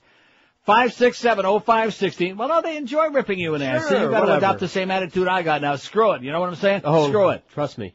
Everybody out there is an expert, and in this town, they all got a problem. Well, all you do is bitch about the callers. It's all I've ever heard, and this one's so much more entertaining. Well, you know something great? Put him on from 10 to 2 on 940 on 850 whatever for a few weeks until, Jack starts with them again. It ain't gonna last, okay? I don't care who they put on. I'm here doing the best I can every day, that's all. Muddling along. That's right, just muddling along here in the middle of this Beasley outfit, taking the checks right to the bank, enjoying myself, Toronto, Amsterdam, Miami, wherever the hell I happen to be, mostly any place but Miami. And life is wonderful. In fact, Hank and I were commiserating yesterday about that. About the fact that life is as good as it gets, as if we weren't so fat. But that's beside the point. We're fat. Some more than others, yeah. Some. Now, see, there you go again. Why do you do that? That's what I do. Because you're a prick. No Right. wonder they hate you. Well, see, I like Hank. I like Hank. A lot. That's why I don't want him to die. Yeah, I was a little bit dismayed. I was very happy to see him. He's a great guy. Really, seriously. One of my favorite people, one of the nicest guys I ever worked with, and especially, and there was that period when we first came here, I'll say it again, where I couldn't understand why he was so psychotic. Then I worked here a few months and I understood. And then I said to him and to Mad Dog, I said, just take the money to the bank, screw it, they're never going to change, and just go with the flow. And look how much greater we're doing right now if we could just not be so fat. What just happened to the audio here? Did you hear that? It just happened all by itself. Did you hear it? No. Oh, I sure didn't hear. All week long I've been battling these speakers, the who knows overhead. what's going on in the magic room? Oh, maybe they did that in the magic room over there. Leaning on the pot again. Oh, maybe Greepers on the pot with Clarence. Sitting on each other's lap, taking turns. Here's Pembroke Pines. Hello. This is the Panthers. Go Panthers.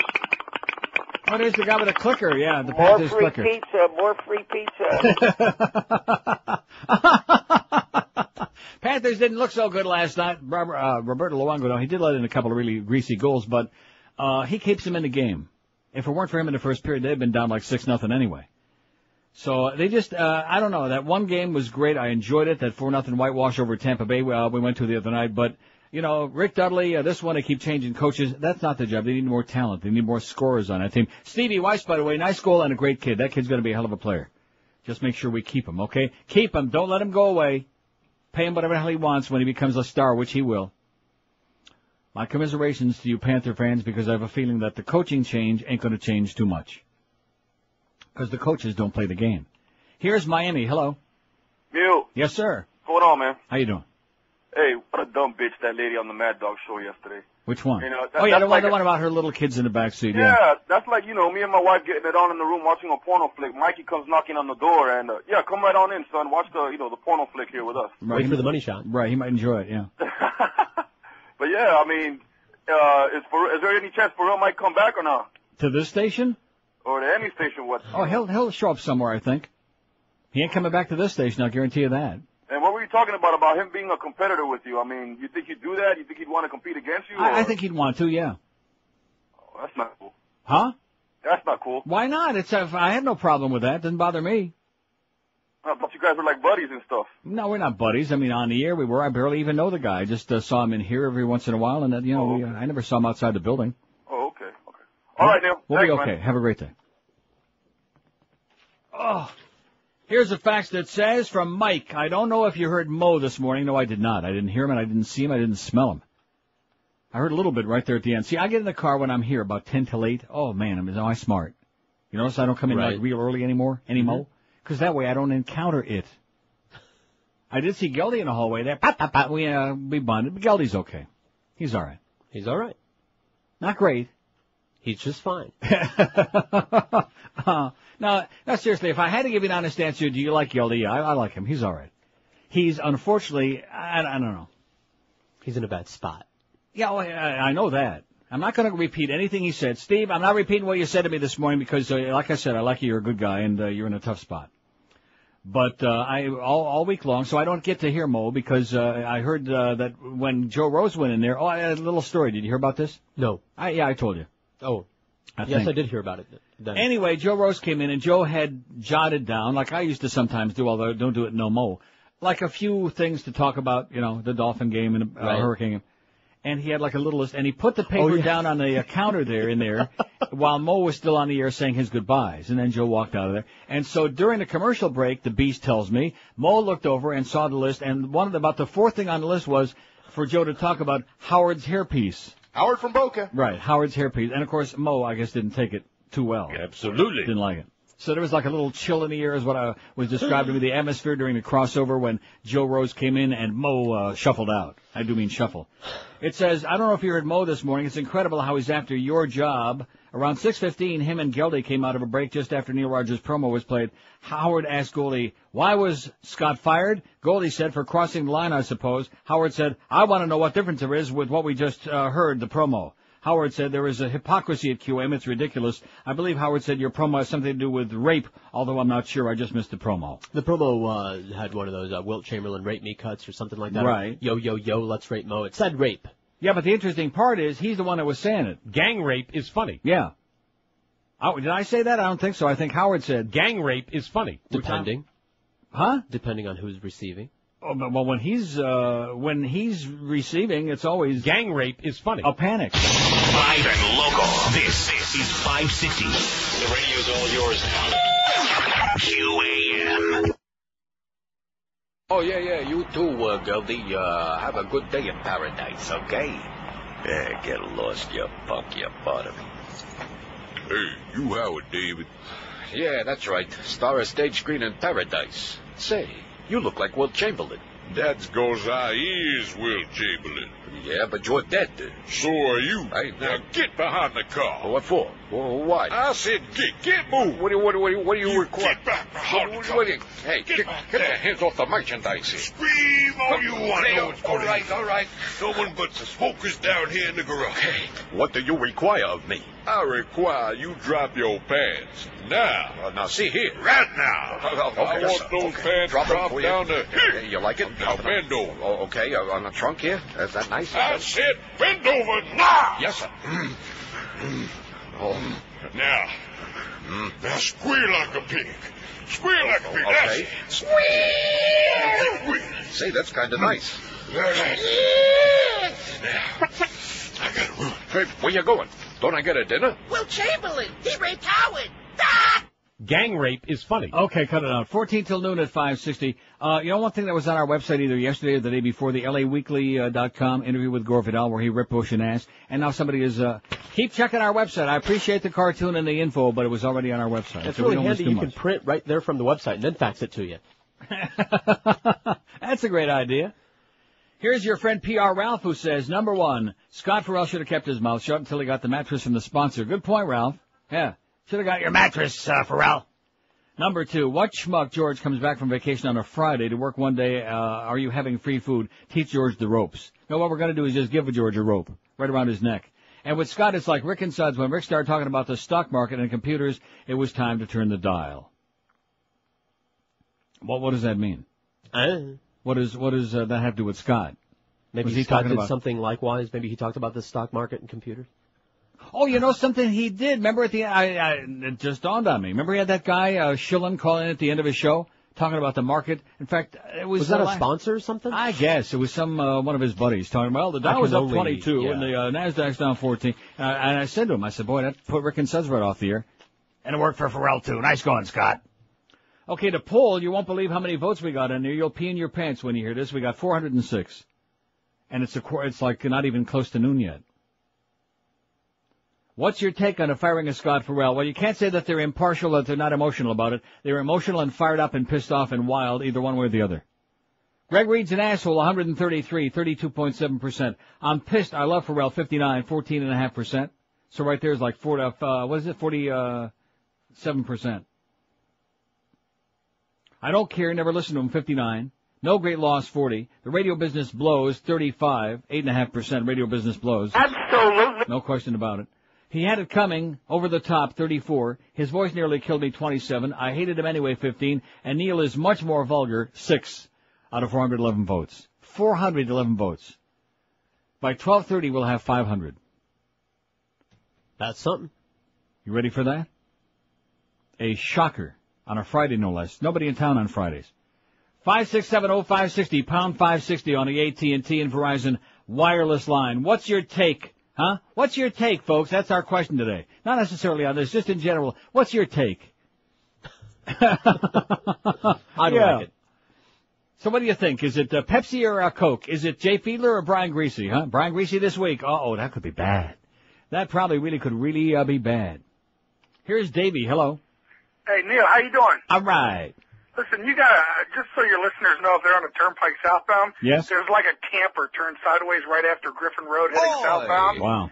And it is backed up, for miles. So stay off the Hershey Highway. Thank you. Yeah. Thanks a lot, Pally.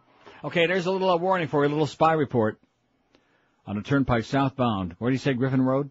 Thereabouts. Or thereabouts. There's a camper overturned. So stay off the Turnpike, at least on the southbound area. You know, I was going to the track the other night, Wednesday, and I heard on the traffic on our station, hey, I'm Mark Morgan, one of those spastic traffic people, and he said there's a wreck, let's see, where the hell did he say it was? Sunrise on the Turnpike southbound. But I don't work because I'm going northbound, okay? Right. Uh-oh. But the traffic is like going nowhere. I mean, I thought, what the hell is going on here? Is it like, like over on the other side of the road? No, just rubberneckers. Right. And once we got past that, zooming up to the track. And, of course, coming southbound, it was backed up for about 4,000 miles all the way to Poughkeepsie. Really bad. 5670560, pound 560 on the AT&T and Verizon wireless line. West Palm Beach, hello. Hey, you want somebody? No. Here's a call from Kendall. Hello. Hello? Yes, sir. Hey, Neil, God.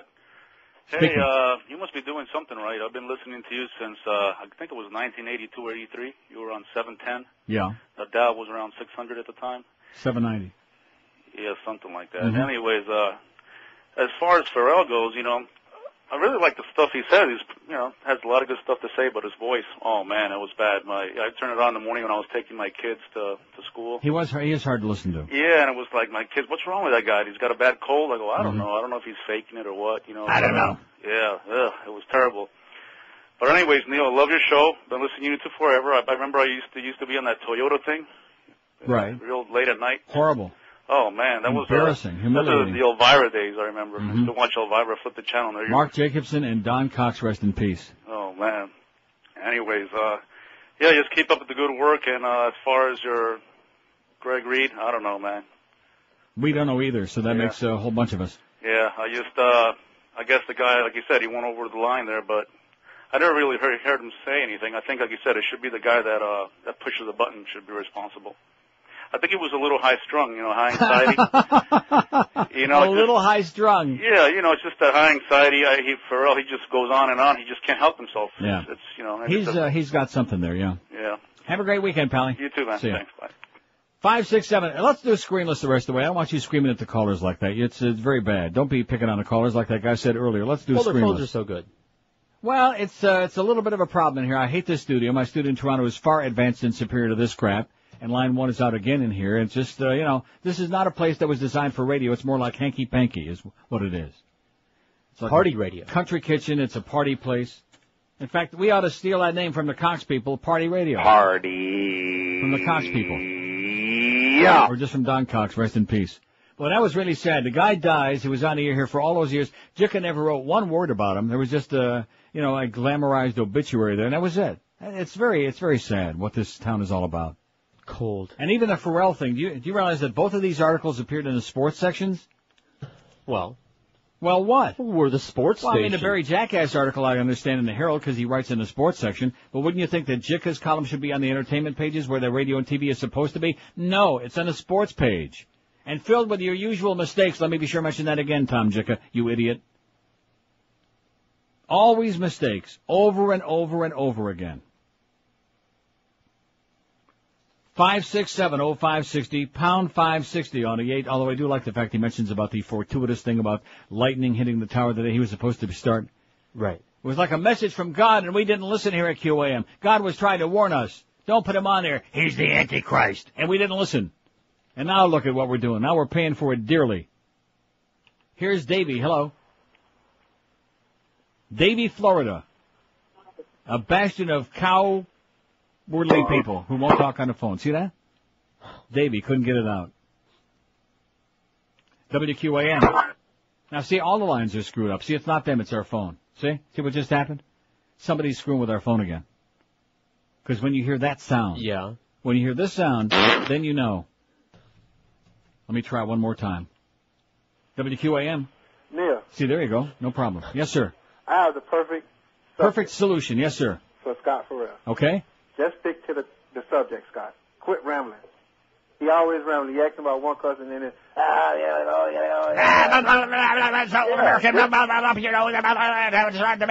just stick to the subject, Scott. Put that on the subject. Okay, I'll put it on the subject. Thank you, sir. See, I can't talk like that. See, that's his normal voice. Right. And people, no matter how many times we say that, they'll never believe us. If you spend enough time talking like that. But I can't do it because it just tears my vocal cords. Well, that's just it. It hurts. After a while, you can't stop talking like that. Scar tissue there. Is that what it is? Yeah. Wow, I don't know how he does it. WQAM. Chuck, Neil? Speaking. Oh, hey, Neil, how you doing? Pretty good. Hey, listen, what's up? Listen to 850. You got a much better program. Thank God for that, man. What's on 850? What loser they got on there? News, bunch of just BS, news, I guess. They got what? News, like, News? News. Come on. Did you say news? He said news. Huh? News. I said have a great weekend. They got news on there. He's just auditioning. He wants that 8 to 10 gig. We don't do news on the station. Sorry, pal. We're doing screenless 5670560, pound 560 on the AT&T and Verizon wireless line. I don't even know what that station is. Is that they changed it to FDL again? It's news. It's no, but I mean seriously, the call letters they changed it to FDL again. That's what the billboard says. Oh my God! Speaking of billboards, I was driving up to the, I guess going home yesterday, and there's a great billboard for the Schmidtmeister there on IOD. The only problem is it's behind a bunch of big palm trees. You can't see it till you're like almost by it. Well, that's great. Yeah, nice going, boys. Nice going, Petey Bolger. You guys are the best. Talk about full of Schmidt. WQAM. Neil. Yes, sir. Since we're throwing in takes, can I pitch mine in there? Go ahead. Fact of the matter is I didn't find Ferrall very entertaining, and so my apparatus... What was that? I was hoping you could explain it. He said something about his apparatus. Asparagus, I think is what he said. Out on him. Man, or maybe he was talking about it as asparagus. I don't know. WQAM, hello. Yeah, Mo Howard is a homo who takes it from Georgia. Okay, good. WQAM, hello. Hello. Yes, sir. What's up, buddy? Speak to me. Hey, was it mentioned about the stadium deal? No, we're not talking about that. 5670560. Call one of the sports nerd shows, okay? We don't talk about stadium deals. We're not talking about Jack McKeon being 100 years old. We're not talking about anything boring. Because you know what? Sports talk is boring as hell. We're Sports Radio 560 QAM. Pal, this is Rosie O'Donnell, and the clock on my stomach says it's the Neil Rogers 12 to 1 hour. And away we go. There was an old farmer who lived on a rock. He sat in the meadow just shaking his fist at some boys who were down by the creek. Their feet in the water, their hands on their marbles and playthings, and at 4:30, there came a young lady. She looked like a pretty young creature. She sat on the grass. She pulled up her dress and she showed them her ruffles and laces and white fluffy duck. She said she was learning a new way to bring up her children so they would not spit, while the boys in the barnyard were shoveling refuse and litter from yesterday's hunt, while the girl in the meadow was rubbing her eyes at the fellow down by the dock. He looked like a man with a sizable home in the country with a big fence out front. If he asked her politely, she'd show him her little pet dog who was subject to fits. And maybe she'd let him grab hold of her small tender hands with a movement so quick. And then she'd bend over and suck on his candy so tasty made of butterscotch. And then he spread whipped cream all over her cookies that she had left out on her shelf. If you think this is dirty, you can go yourself. See, now you tell me Miguel is doing a thing today. I had no idea. We got over 40 grand for abandoned pet rescue thanks to Mad Dog and a Humper yesterday. Each coming through with some big checks and everybody else in the building. It was amazing all the people, the little people in this building came through, which I think really embarrassed some other people. Anyway, Miguel is doing a thing today with our Best in Neil merchandise. Discount Auto Parts 360. That's 3006. Oh! South Dixie Highway in Homestead from now till 2 o'clock. He's already there. See, I could have been promoting this all morning, but I didn't know about it. Now, what does that other thing say? Oh, he's also going to be at the other place? Yeah, later. So he's doing piggybacks, side by each appearances. He'll be from 2:30 to 4:30 at the Walmart Supercenter, 33501 South Dixie Highway in Florida City. That's like way down there in like lettuce picking country, right? Ain't it? Malanga, man, Melanzana.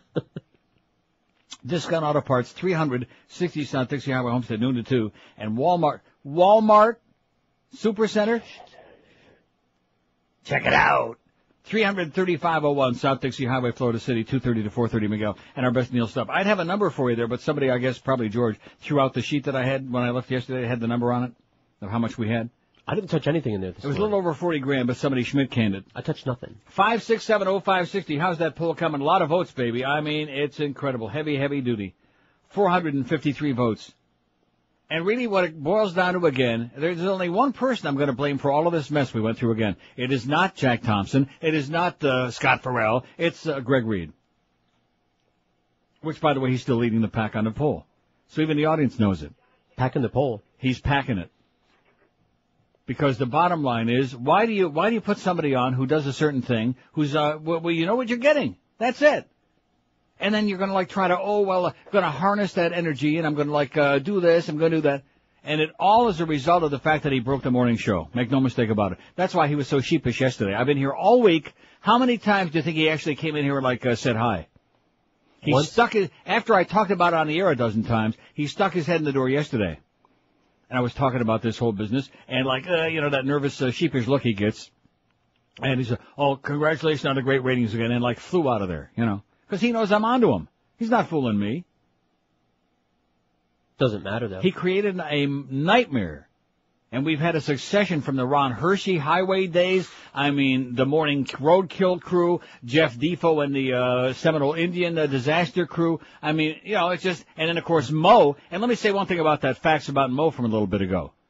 See, that bears out what I've said before. He's not just happy with dancing on Ferrell's grave yesterday morning, which he did for 3 solid hours with his audience, with his phony baloney chronics, okay? He's not just satisfied with that. What he would love to see is everybody else get fired, so that would be like job security for him. Hey. That's how paranoid he is. No, really paranoia is when it doesn't exist. That's how nervous he is. And rightfully so, because everybody in the building hates you like poison, Mo. You're right about not going to that goddamn rating party for the reason being that you have no friends in the building. You know what you are, Mo? Absolutely correct, You sir. have no friends in the building. They got look. Yeah, I'm looking. And we still can't find a piece. And his dog ate his muskrat. So he's walking around with a silly hat on all this week, I'm told, because of the fact he can't find his muskrat. The dog ate it. 5670560, pound 560 on the AT&T and Verizon Wireless line. What a place. See, and you know something? I see some similarity there. We did a great job of checking references. and hiring Mo, Howard, David, and Ferrall. Another track record. Another great nationwide search. WQAM. Hey, Neil. Yes, sir. How you doing? I'm doing it. When are you going back to Toronto, man? This place is getting crazy. Yeah. Anyways, hey, Ferrall, I've heard him on other stations and other places, but, when he came out here, it seemed like he was just rambling.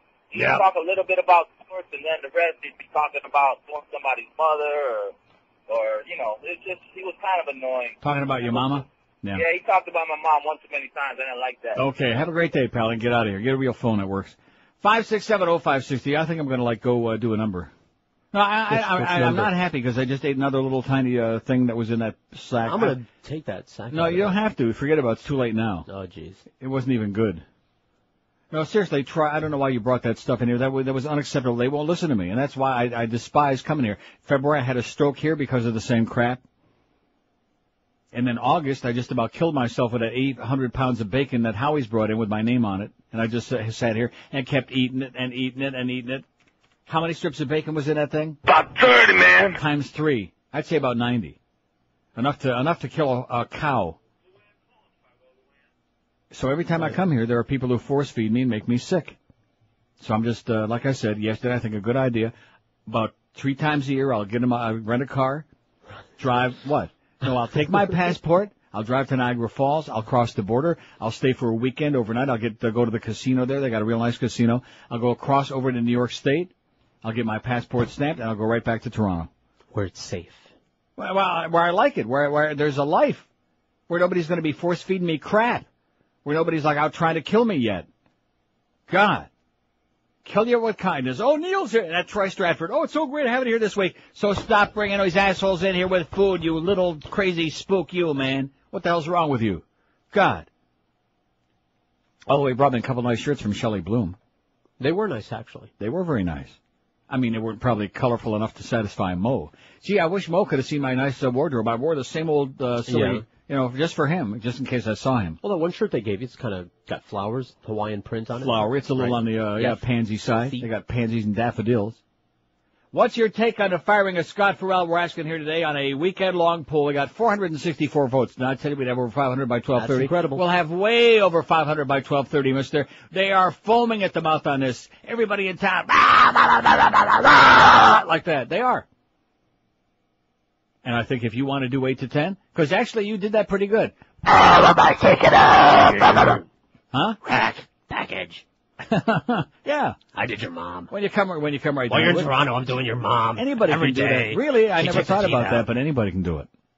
As long as it doesn't hurt your voice too bad. Old American hockey game out of your nose.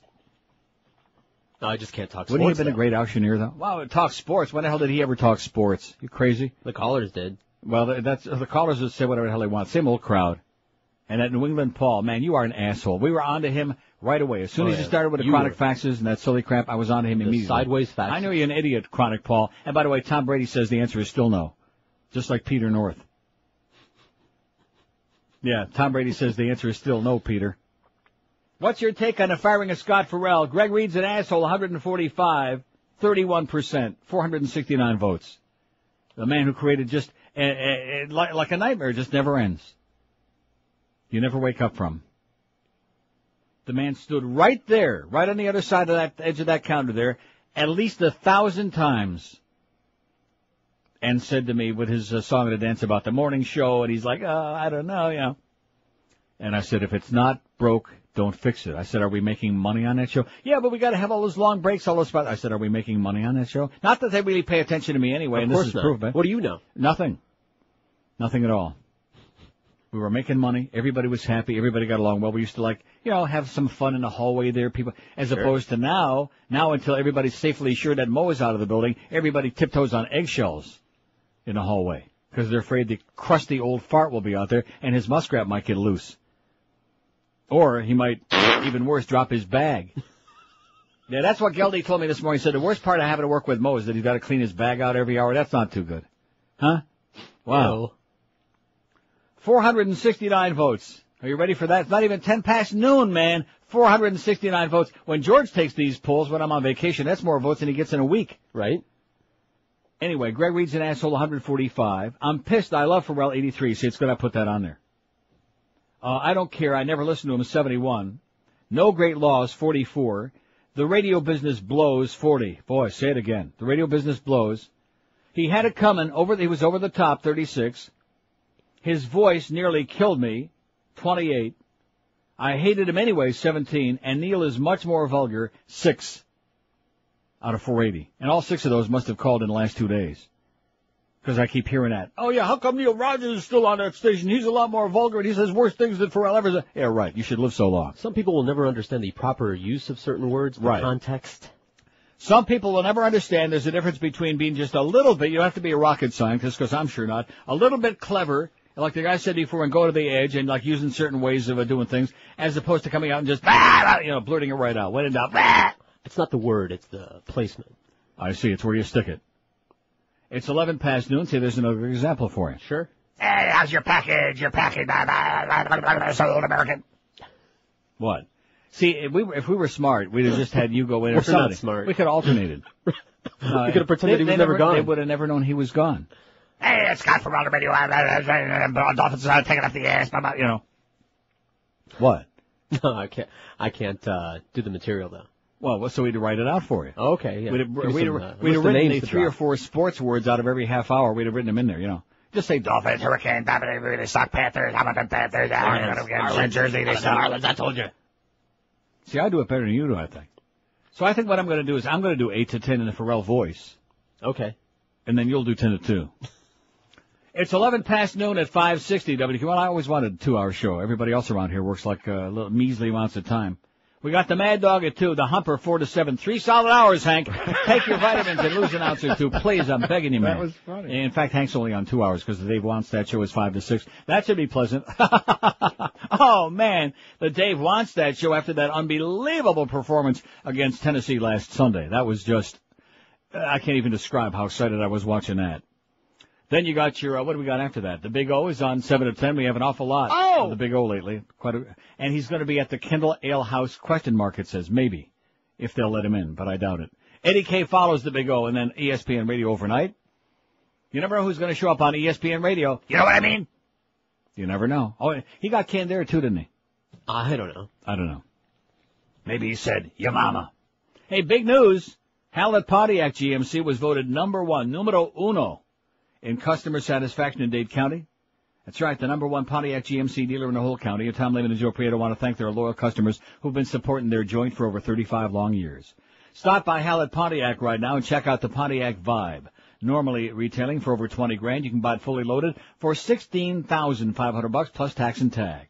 Hallett is your truck headquarters with over 300 to choose from, including the Yukon and Yukon XL. And coming soon to Hallett Pontiac, the brand new and exciting Envoy XUV, the most unique SUV on the market anywheres. And of course, as always, you find the great Neil deals every day at Hallett Pontiac. 13401 South Dixie Highway. That's their legendary location on US 1, right across the street from the falls, a little bit north of those places where Miguel is going to be. They're open every day, 7 days a week. If you want more info, call the Neil Rogers Neil Deal hotline toll free. There's my close personal best friend, Greg Reed. No, I don't want your autograph. At 1-888-534-4211. That's 1-888-534-4211. Don't forget, all offers subject to credit approval. See our friends at Hallett for details. Hallett Pontiac GMC. Unlike Greg, they are professional grade. Live and local. This is Sports Radio 560 QAM.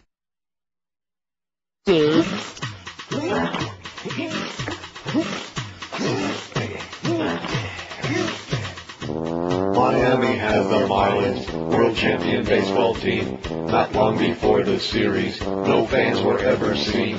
Now that they're champs, they have the fans surrounding them like rats, who when the celebrating's over, want refunds for their hats, but they're just front-running phonies. Front-running phonies, short on support unless they won. Yeah, they're just front-running phonies. Front-running phonies. Don't give a crap about no one. Miami brags of South Beach, about 10 miles square, but all around's a boring town where no one really cares. Sport holes that take an interest in supporting their home team will call up Sport Hole Radio to get their tickets free, cause they're just front-running phonies. Front-running phonies. short on support unless they want. Yeah, they're front runners. Can we go home now?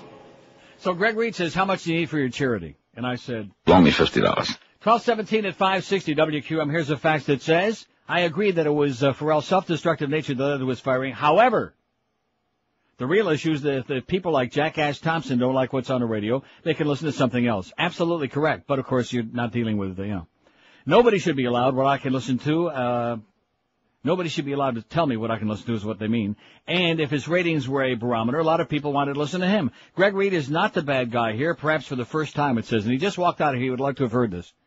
The bad guys are people like Jack Thompson and Fox News Heather. It says, thanks. Well, there's no question about that, but the fact is we put on a whirling out-of-control dervish and expected we're going to be able to, kind of temper it. You know what I'm saying? Like taking a dog with distemper and saying, oh, just calm down, Skippy. Oh, gee, it just bit me, Skippy. Just reared up Skippy. Oh, speaking of Skippy, and he's the only one in that sales department that came in here anywhere near me this week who hasn't given a dime to Abandoned Pet Rescue. The good news is a week without Todd Dreck. Ah, what a pleasure. And a week without Bob Eisenberg. Ah, what a pleasure. Bob's a good guy. No, he's not. Why do you say that? Bob Eisenberg, what are you getting from him? Because you never would say that. He tries. He comes in here with copy periodically. That piece of copy from Hamlet that's got the two bad mistakes in it, you mean? Right, that one. Yeah. But at least that he doesn't even proofread it. He didn't even look at it. That's too much effort. Plus Todd Dreck's running a boiler room agency out of here, just like, were you here the day I found out about that from Jeff High? No. Yeah, he's running a boiler room out of here. He's got his own little agency like P.D. Lenny did. That's why those spots, I don't want to mention which ones they are, have that crap copy on here because he's doing it. And they let him. But the good news is I haven't seen hide nor hear him all week long, and I only got an hour and 41 minutes, and it'll be bye. Thank goodness. Let's see. Here's a fact that says Mo interviews himself. This guy thinks so much of himself he did an interview of himself. Mo interviews HD. I think Mo is Fiedler's agent because he defends the loser whenever possible. This morning, Geldy and Mo got into it over Fiedler. Oh, that's good. I wish I would have heard that. Maybe Geldy grew a little pair, huh? A little tiny pair. Oh, yeah, well, Mo is obsessed. And, of course, when you got your head stuck up a guy's ass, it's hard to, separate it.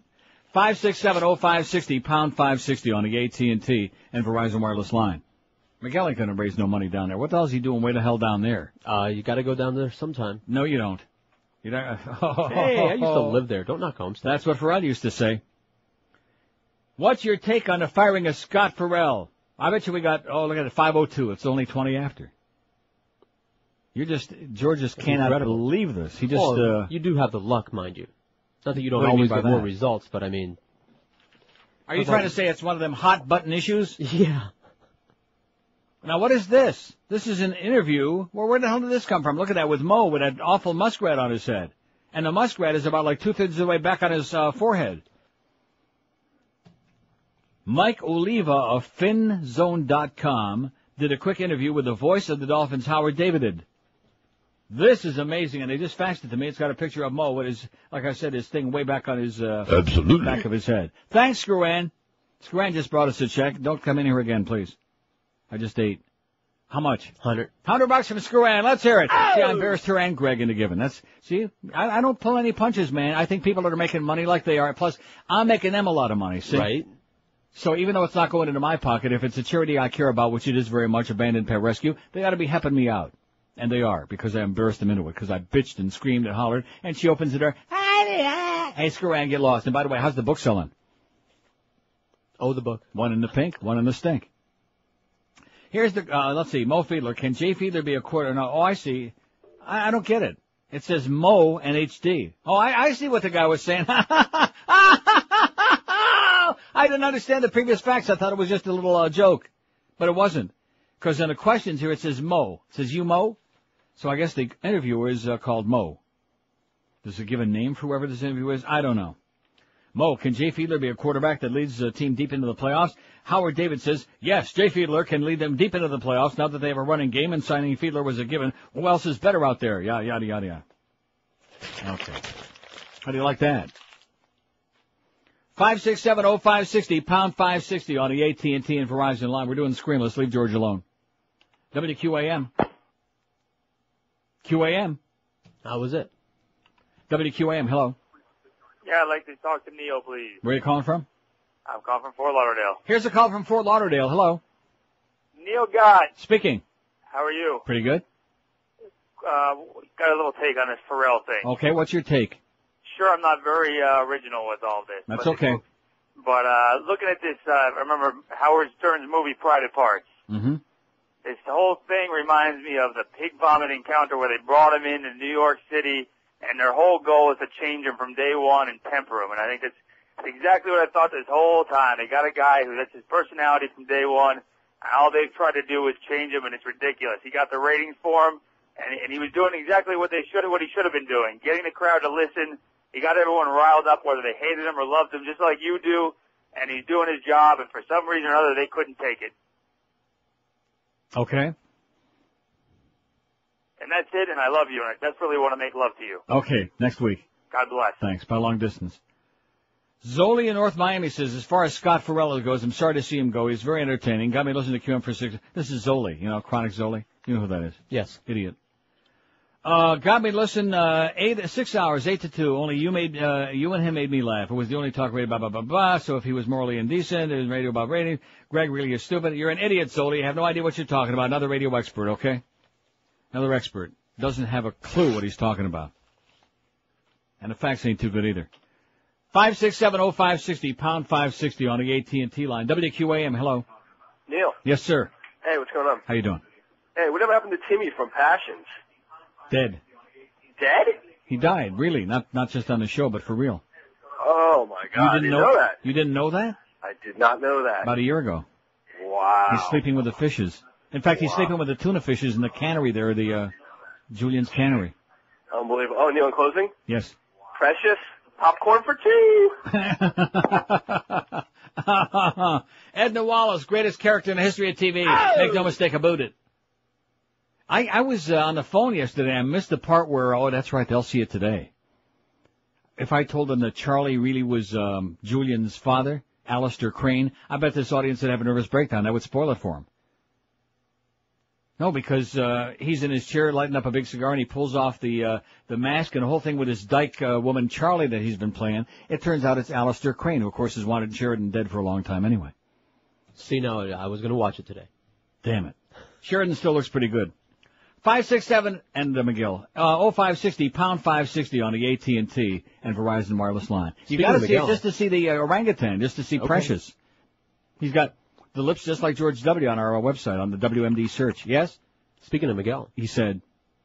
No, the Homestead thing. What?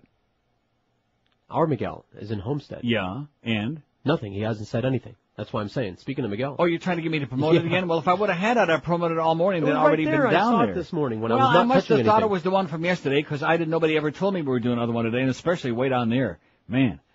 Miguel is a discount auto parts store, 30060. That's 360 South Dixie Highway in Homestead, now till 2 o'clock, and obviously not getting any response with our best of merchandise. And then he'll be at the Walmart Supercenter at 33501 South Dixie Highway in Florida City from 2:30 to 4:30. I think that's a good place for a Walmart, Florida City. It's an excellent place for it. Way down far from us, where we'll be safe. WQAM, hello. WQAM, hello. Neil. Yes, sir.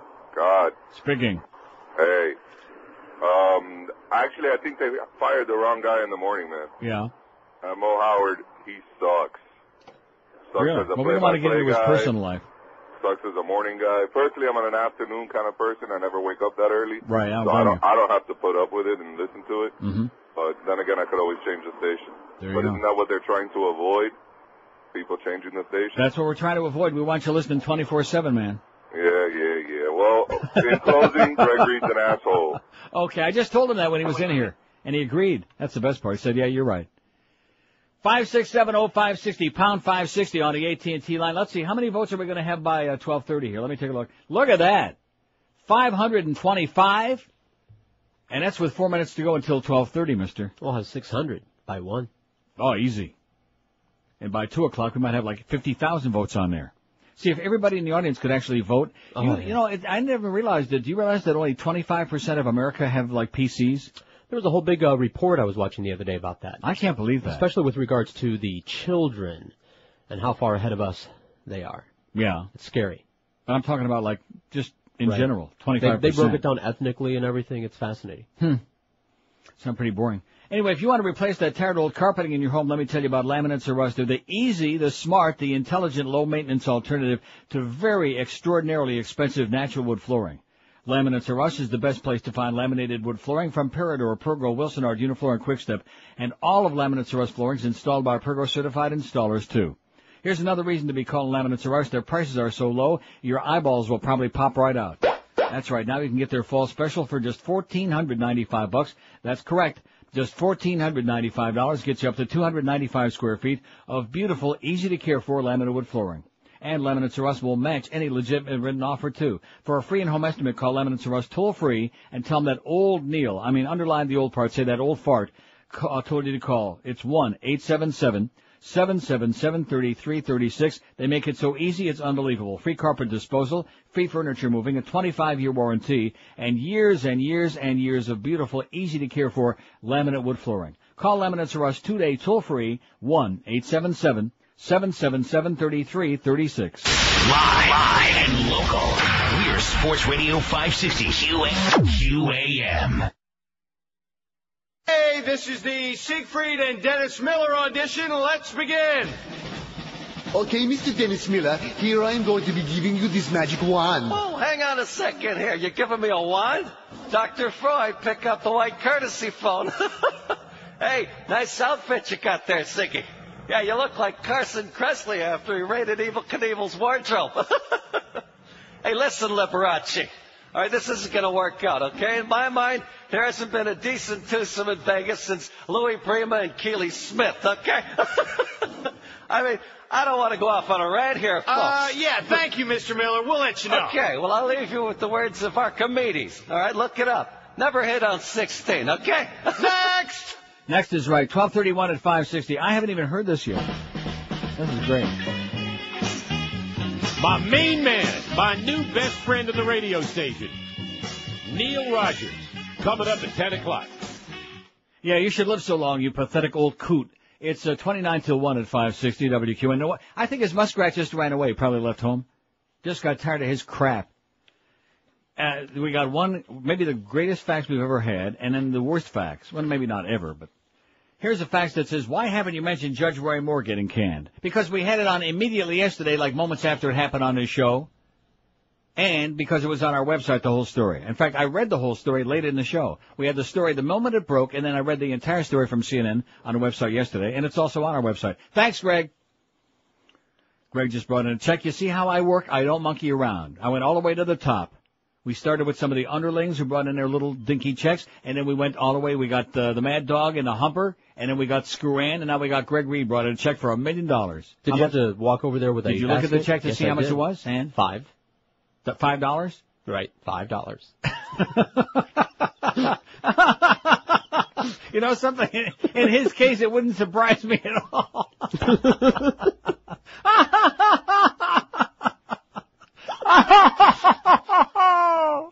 Man, do I hate this place. $5,000 from Greg. I mean, $500, right? $500. Right. Well, who knows with him, you know? 5 cents.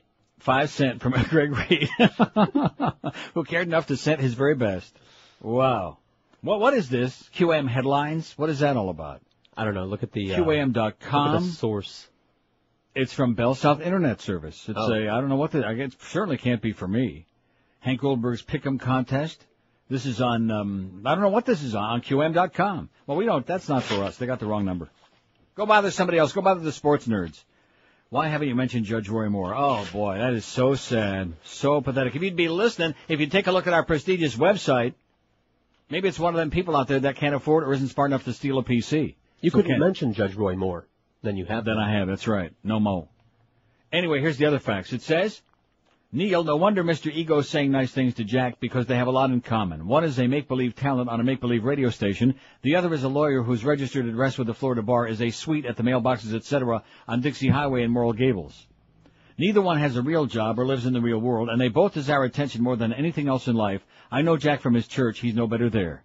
A note to both of them. I can make my own decisions on morals, thank you, and if I need any help, I'll be sure not to call you. Great facts. Outstanding. Oh! That's maybe the best. Not great? A framer. That is, it's a framer. Let's frame it. I'll just stick it in my pile. Oh, TV has made nation complacent, Al Gore says. I got a whole bunch of stuff here, but I'm so intent on getting these calls in here because they're so good. Well, I don't want to knock the callers because that other guy from earlier, he won't listen no more. And you know how upset I get about that. He doesn't get it. I love this. My buddy. My main man, my new best friend in the radio station, Neil Rogers, coming up at 10 o'clock. Die, you old disgusting piece of crap. Die, die, die. Die a wicked, nasty death with oozing bloody diarrhea, okay? Don't die with a bad look on your puss. Just die fast. No, I take that back. Die a slow, long, excruciating death. I hate you. You're the most vulgar, vile piece of turd that ever would, not just in this business, in any business, on the face of the earth. You make Hitler look like a good guy. You make goddamn Genghis Khan seem like a Sunday school teacher. God. Piece of turd you. I like Yeldy right to say some things, you know. I had a chat with him in the hallway this morning, a lengthy chat. Then we took in a leak together. 546 votes, George. 546. What's your take on the firing of Scott Ferrall? We'll start at the bottom now. Work up for variety. Neil is much more vulgar, only 7 out of 546. 7. I hated him anyway, 22. Not much. His voice nearly killed me, 32. He had it coming. He was over the top, 44. The radio business blows, 44. We know that. Anybody who's been in it for more than 5 seconds knows that the radio business blows. Right? We knows it blows. Absolutely. His voice nearly killed me, 32. I hate it. Oh, no, I'm going the wrong direction now. The radio business blows, 44. No great loss, 51. I don't care. I never listened to him, 80. I'm pissed. I love Ferrall, 104. And Greg Reed's an asshole, 162. So if you take the ones that are like supportive, let's see, 48.6, 56.6%, and then add on about 58%. So like 42%. Supportive as opposed to like sour and to him, you know, like that.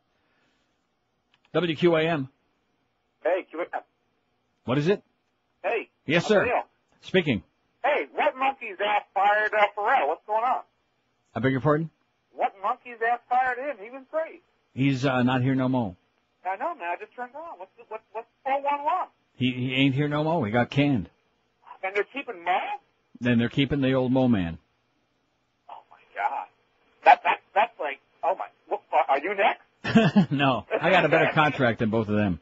Oh, man. Hey, Scott, if you're listening, they're assholes, man. We love you. Have a beer for us. Okay, Pally.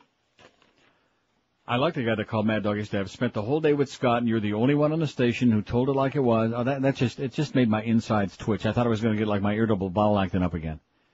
Because it's so full of crap. There is absolutely nothing that I've said these last 2 days that wasn't right on the money. I had my thumb right on it. And they won't take it from us, how we tried on the inside to make it all good. Right. And how I sat here the 3 days that I was here this week until it all blew up, and I'm sitting here please, don't say, you say this all the time. It always comes back to me, which I don't do that. I don't, but he's hallucinates certain things, I believe. So we tried to explain the difference right. on more than one occasion. How do you explain something to somebody who doesn't listen? How do you have a conversation? It reminds me of my mother. I was there at my mother's yesterday for lunch. And after lunch, I should just get up and walk out because no matter what I say, she's not listening anyway. And at one point, she started I could see while I'm talking, the wheels are moving very slowly in her old head. And then at that point, I forgot what I was going to say. But even though she did forget what she was going to say to interrupt me, she made it a point that no matter what I was saying, she still didn't hear it. You see what I'm saying? So the madness in her method still worked because she wasn't going to pay any attention to what I was going to say. And it was the same with him. You cannot listen to somebody answering or suggesting or discussing when you're going, you do this all the time anyway, no matter what you say, it's old American. Live and local. This is Sports Radio 560. QAM. Do you like famous people? Do you like joining fan clubs? Do you have absolutely no sense of human decency whatsoever? Absolutely. Then join the Scott Peterson Fan Club. Oh, he's so hunky. There's no way he could be guilty. Of course not.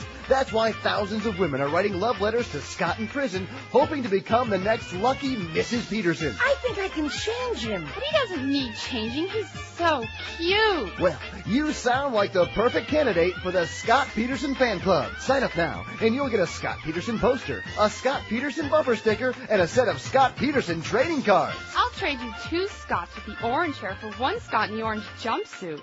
No way! That's the most collectible one! Membership in the Scott Peterson fan club also entitles you to receive personalized cards and letters from Scott himself. Look! I got a letter from Scott! He wants to marry me and take me fishing on our honeymoon. Oh, he's so sweet. Plus, one lucky fan club member gets a chance to meet Scott face to face behind a 2-inch thick reinforced glass window every third Wednesday between the hours of 1 and 1:15 p.m. Ooh, I hope he has the orange hair that day. Yeah, that makes him look so homicidal-ish. Join the Scott Peterson fan club because you're almost as sick as he is. Absolutely. It's 17 till 1 at 560 WQM. Mad Dog at 2, Humper at 4. Dave wants that show at 5. Like I said, that should be a real wiener, you know. That should be really depressing. Maybe they can have a wake. The quasi-hypnotic influence of TV in America has fostered a complacent nation that's a danger to democracy, former Vice President Al Gore said Tuesday.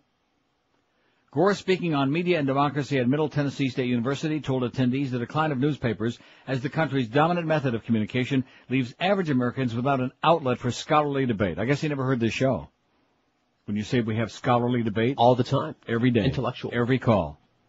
Our democracy is suffering in an age when the dominant medium is not accessible to the average person and doesn't lend itself most readily to the conveyance of complex ideas about self-governance, Gore said. Instead, it pushes toward a lowest common denominator. Oh, he must have heard this show. Gore said the results of that inaccessibility are reflected most prominently in the change priorities of the country's elected officials who feel that debating important issues is relatively meaningless today. How do they spend their time instead? Raising money to buy 30-second TV commercials. Students and members of the community filled the 235-seat auditorium for Gore's appearance. Several hundred more watched his speech on a big-screen monitor set up in the building's lobby. It was the first of 2 lectures. Students at 200 college campuses across the country also watched Gore's speech via satellite and asked the former vice president questions by calling a toll-free number. He said democracy in America flourished at the height of the newspaper era, which empowered the one to influence the many. That changed with the advent and subsequently popularity of television, he said, noting the average American watches 4 hours of TV a day. What does it do to us that has relevance to democracy? Does it encourage passivity? It is connected to the obesity. Is it connected to the obesity epidemic? If people are just staring at a little box 4 hours a day, it has a big impact on democracy, he said. And there's nothing worse than staring at a little box all day. Or a big one. That's what Peter North said. Gore said a remedy to TV's dominance may be the Internet, a print-based, and he's right, he invented it, he ought to know, a print-based medium that's extremely accessible to the average person. We have to choose to rehabilitate our democracy in part by making creative use of these new medium by insisting within the current institution. And I'm going to tell you right now, with or without Al Gore, if you want the truth, go to the Internet. And there's a lot of bullcrap on there, too, and a lot of phony scam ads. You got to know where to look. So go to our website and go to the links, baby. Go to the links. Clip its nails every few months. They get dangerous. 571 votes on the poll. I'm glad somebody got that because nobody else would. Maybe 3 other people. Yeah. 5670560, pound 560 on the AT&T and Verizon line. Come on, let's hear it. Let's have it. Screenless. Screenless until 2. This is it, because after Monday we're going back to like our usual crap, whatever that is. Like yeah, what is that? I love that guy. I love that guy that called me early in the show about, well, you know, I've listened to your show and I can't, other than ripping the callers, I don't know what your show is all about. Our show is about ripping the callers, okay, sir? That's right. They call, we rip I just decided. You call, we rip your ass. Now, here, let me show you. That's what I heard. WQAM. Hey. You idiot. Get out of here. Yeah, that's the new format. What's not to understand? What's not to like? That's the new format. Thank you, sir. I've been searching 28 years for a format in this town that might work. This is it. Rip the callers. WQAM. Neil. Moron. Jackass. Idiot. Right? Absolutely. Sure. See, you like it. I think the audience might go for that. Might get 90 sure. 567. And you know something? We don't even need any real callers. We can just have some stories. Real callers? Yeah. What's that? Oh, I don't know. We haven't had one this year. Now, look, like I've told you, if you keep going through a few thousand every now and then, there's like a gem, you know? It's like looking for kernels of corn and finding a pearl, you know? That's right. Oh, what an image. It's like picking the seeds out of your, no, not out of that, out of your pot. Like sifting the seeds out. Sure. And all of a sudden, you find, oh my God, here's a diamond somebody must have dropped in my little bag. 5, 6, 7 in my little sack. A diamond bag? A diamond in the rough. WQAM. Yeah, I'd like to talk to Neil about that Gore speech. About the Gore speech, yes? Yes. Where are you calling from? I'm Bob in Fort Lauderdale. Here's Fort Lauderdale. Hello. Neil. Yes. Yes. Neil. Speaking. I'd like to talk to you about that Gore speech. Okay. I'm Pandering, listening. man. What is it? Pandering, man. Pandering what? I'd like to hear Gore give the same speech to a group of Southern Baptists in Mississippi. Well, let me ask you this. Let me ask you this question: is he running for anything? No, the point Then is. what are you worried about, idiot? 567-0560, pound 560 on the AT&T. Well, I was just waiting to see what he had to say. Then I insulted him, and rightfully so. What the hell is he worried about Al Gore for? So you're just afraid, man. You're just afraid because you know that Bush's days are numbered, and come a year from now, it's going to be bye, bye, bye. Bye-bye to you and your Bund, man. You and all your fascists, Cheney and all these other damn Nazis, man, who are running this joint, running us into the ground. And all these human sacrifices over there in Iraq and around the rest of the world. While we ought to be worrying about Osama Yamama. That's what we need to be doing.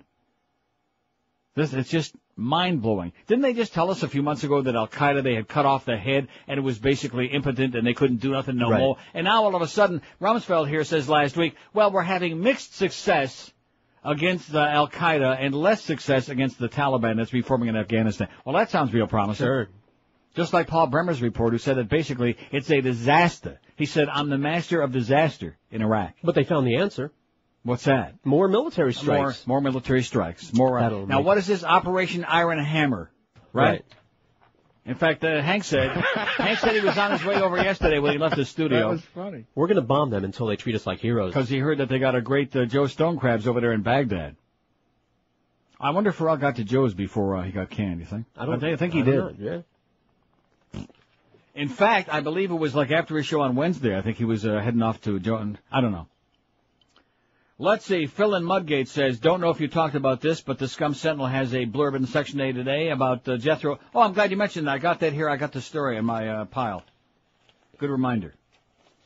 Here's the story from the Associated Press. Jethro Tull is off the playlist of a classic rock station after the band's frontman criticized displays of the Stars and Stripes. I hate to see the American flag hanging out of every bloody station wagon, out of every SUV, every little Midwestern house in some residential area, Ian Anderson was quoted as saying in an interview published Sunday in the Asbury Park Press. It's easy to confuse patriotism with nationalism. Flag waving ain't gonna do it. Amen. You go, boy. The verdict from listeners of WCHR-FM's The Free Beer and Hot Wings morning show was swift. The reaction of our audience has been 99% in favor of the ban and 99% incredulous that he would say such stupid things, said Phil Locascio, WCHR program director and on-air personality. He's a smart guy. As far as we're concerned, this ban is forever. He said the ban isn't censorship because our listeners' right to ask us not to play the music is equal to his right to say what he wants. And I'm sure he's crying all the way at the back. Well, I'm going to play Bungle in the Jungle all the way home. Yeah, that's right. Let's have a bungle in the old jungle, just in honor of Jethro Tull. First of all, how about not playing their music just because it sucks, not because of the fact he said something they don't like, even though it is very true, about all these phony baloney flag wavers out there. Good for you, Jethro. You go, like I said, Goy. You think we're getting your 600 votes? Ought to be. Boy. Although, you notice how it slows down? It does. There's a rush. Well, that's because whenever you change it. Oh. 589 votes. Did you say Rush? He'll be back Monday, by the way. Don't bother us. We kicked him in the summertime. We kicked his ass, and we'll kick him in the fall book, too. You'll see. Yeah, but kick his phony, used to be really fat ass. Well, I was looking in the mirror yesterday. Yeah. Naked. Right after I got out of the shower. That's fun. No, it's not when you're me. I was being sarcastic. No, and I don't have a fat ass. No, it's your pubic. Well, all my fat is right in here. Your midsection I always thought I had a fat ass. Your tube. And all my fat is like right around the middle here. I've got a huge, fat, disgusting cottage cheese pubic. Man, It is nasty and nauseating. You gonna get a tuck? 589 votes on the poll. Oh, that means 11 more to 600. I'm not gonna, look what happened to Ferrall. You're not gonna suck me into that. What's your take on the firing of Scott Ferrall? 7 say I'm much more vulgar than he is. Only 7. 1.1%, a paltry few who haven't got any clue what to do. I hated him anyway, 23. That's not nice. His voice nearly killed me, 33. He had it coming, he was over the top, 46. The radio business blows, 50. No great laws, 57. I don't care, I never listened to him, 85. 14.5% never listened to the Ferrall Meister. I'm pissed, I love Ferrall, 118, 20. And Greg Reed's an asshole, 170, 28.8%. I think his kids voted on that one too, by the way. That's 48.7%. Thanks for the check, Greg, and Screw Ann too. And by the way, her book is selling like crazy, like hotcakes. I don't know what you're laughing about. You can probably get it right now at Borders. One in the pink and one in the stink. You know who bought the first copy? Roy! Did you know it was a pop-up book? It is a pop-up, yeah. That's what Roy said. Roy! 7 till 1 at 560 WQAM. We're doing screenless here. 5670560. How's Miguel doing? I bet he's not going to $20. See, why is he wasting our time? Why is this going on? They bitch nonstop. When are you going to bring the van down here into the hinterlands? We're not. Never again. The van is at the Discount Auto Parts. We've got $20, which means we peddled one CD or one Mo Howard David keychain or one Mad Dog keychain, something. $20. It won't even pay for the gas for the van going down and coming back. Good thing the station pays for that, huh? Right. Sure. Discount Auto Parts at 360 South Dixie Highway in Homestead from now till 2. And if we can't raise at least $100 down there, it's going to be embarrassing and humiliating. What the hell's wrong with you people down there in Homestead? Don't like animals? Walmart Supercenter at 33501 South Dixie Highway in Florida City. Miguel will be there having a good time between 2:30 and 4:30 with our stuff. I guess nobody wants to see our stuff, even George C. Scott. WQAM. Neil. Yes, sir. I don't care who they fill that Ferrall time slot with. It'll never be the same again, man. But that Howard guy, man, he sounds so old, like he needs a half a Viagra pill so he don't pee on his shoes, for Christ's sake. Oh, my God. Absolutely. I stole all your crap off the Internet. Absolutely. Yeah, I bet you did. I'm sure you did. 5670560. The only thing you stole was the CD. Hard to steal a mug off the Internet. Right. Idiot. WQAM. Hello. Yes, ma'am. Hi, Neil. How are you? Okay. Good. I'm from New York. Well, nobody's perfect. Right. Oh, nobody's perfect. I love your show. Uh-huh. I wanted to wish you a happy belated birthday. I didn't get through. Much too late. I 9 days ago. But I love your show. Thank you. Okay, and your show rocks. My show rocks. Your show rocks. You're a funny dude. Yeah. And I'm so happy that I got through. Isn't that great? Yes, it's great. Okay, it would have been even better if you had something to say. 5670560, pound 5. What? Well, no, it's true. She had nothing to say. I'm not glad she got through because it was just a suck ass. And we're insulting all the callers anyway. Right, so and she needs to be insulted too. So don't take it personal unless you want to, honey, because you're just another one in a long line of insultees waiting to be bitched at. Because that's what that other guy wanted to hear. He said, all I hear on your show is you bitching about the callers, and so he gave me an inspiration. Even nice people will just cuss you out. Don't take it personally. It's just show business, okay? You know what I mean? Absolutely. There you go. Even he understands it. Although in your case, Mo, we make an exception. In your case, it's business and it's very personal. Live and local. This is Sports Radio 560. QAM. Boy, it's the 1 to 2 hour. 560 WQAM presents another edition of Fly on the Wall. Join us as we take a look at Greg Reed working feverishly in the office of his milk carton factory. Mr. Reed. Yes, Phyllis. Tanner, your consultant is here. Oh, good. Send him right in. Okay. Oh, by the way, Phyllis, did you like that box of candy I gave you? Yeah. You know there's over 100 pieces in there. Uh-huh. Thanks for the sense. Greg. Why, Tanner, have a seat. Thanks. Any ideas on what to rename my milk carton? Well, that's kind of tough, seeing that people have been calling them milk cartons for so long. Well, now look it. What I'm looking for is something fresh and new. How about milk carton container? Milk carton container. Gee, that's wonderful. Now I know why I hired you. I'm so glad you like it. Well, now look it. What do you say we go down to the assembly area, and I'll show you this week's missing child. You're all hard. Well, come on, it's down this way. Say, Tanner, you haven't seen any missing children lately, have you? What? Just kidding, just kidding. Well, here we are. Yes? Mr. Reed, to enter, please. Oh, it's you. Well, here it is. What do you think?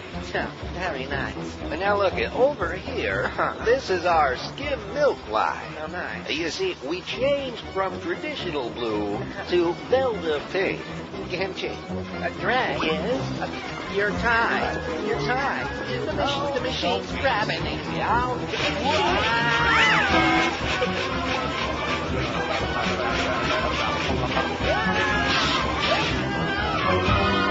It's a minute after 1 at 560 WQAM. It's very good that you just got that call from Norma Kent. That's excellent.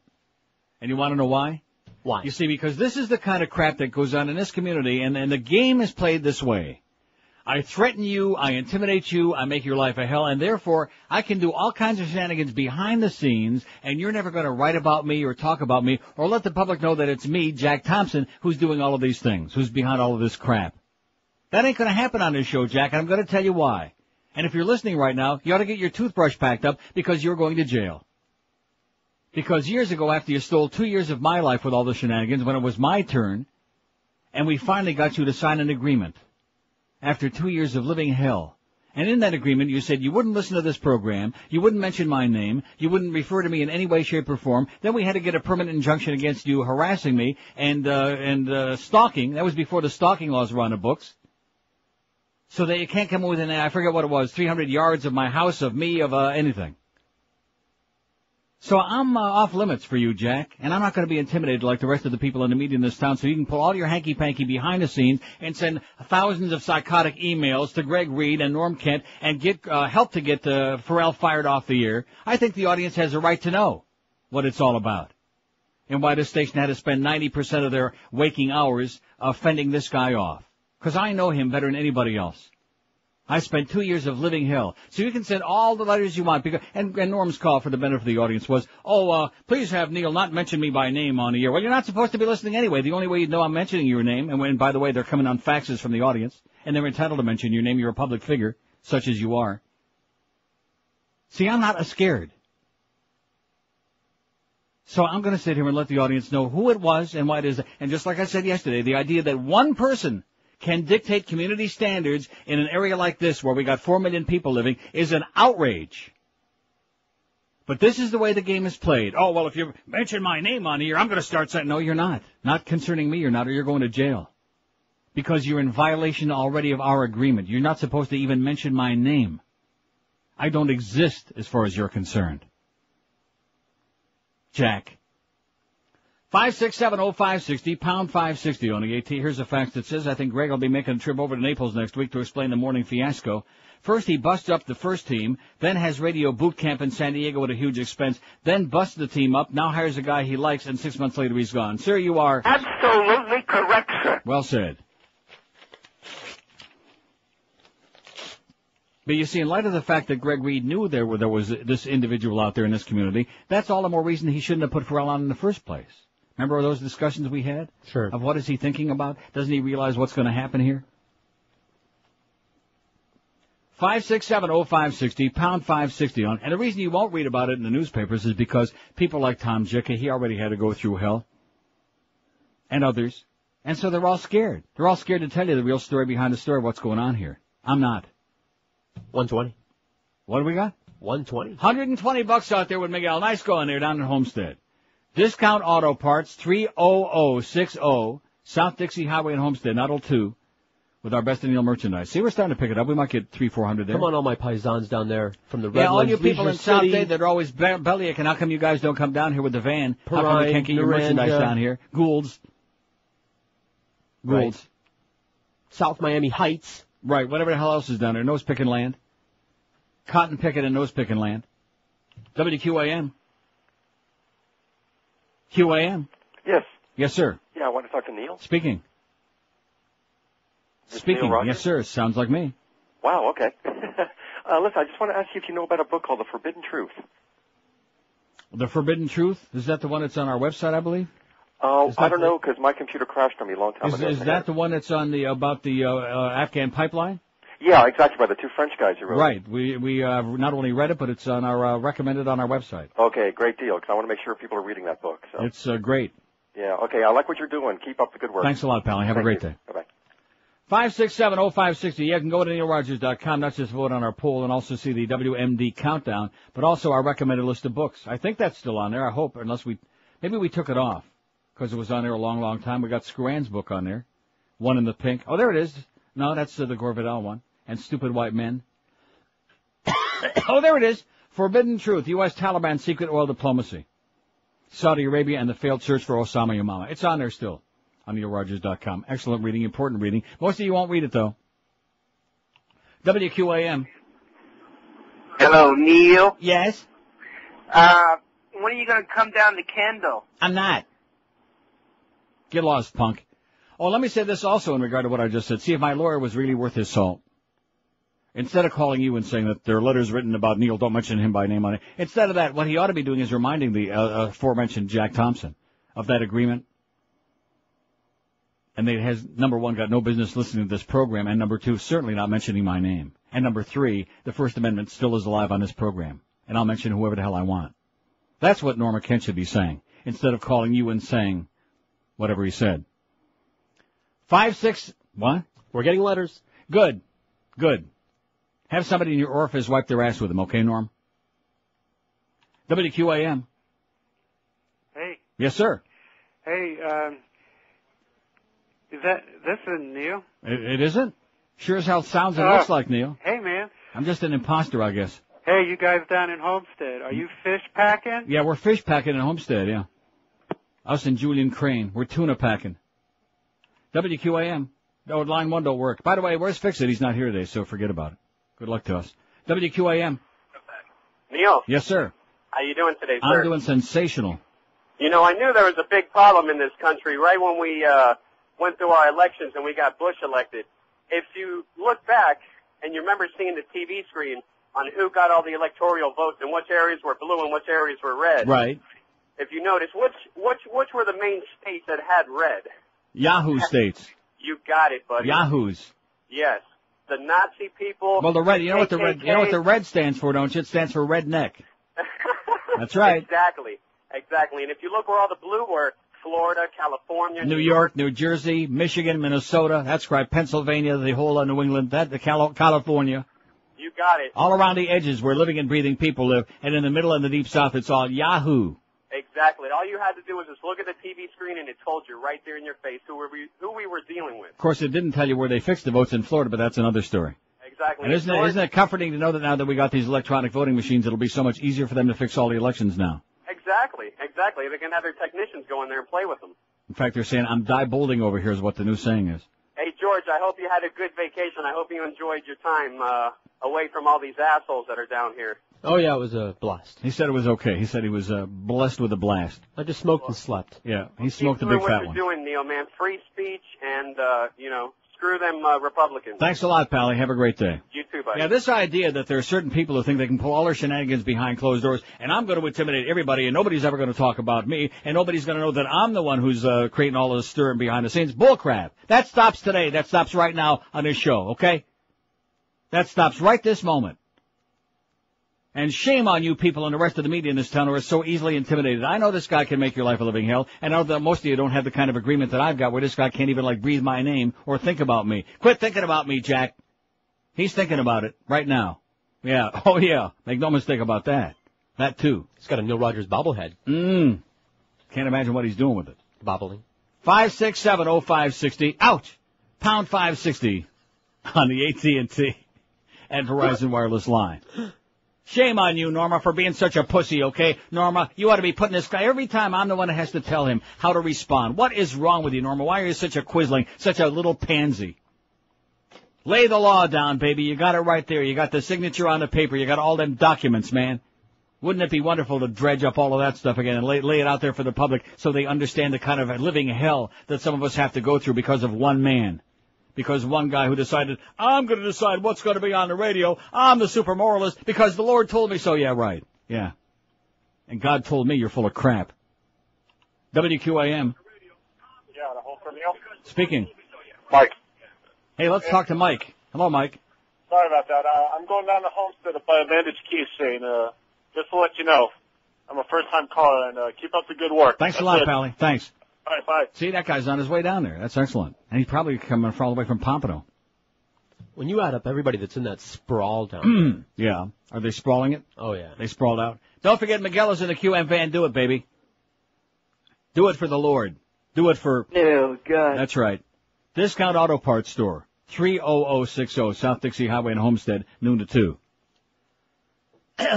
There ought to be big articles. In fact, you know, it's just like last year, and this had nothing to do, at least as I know, as far with Jack, but this was with the Condoleezza business.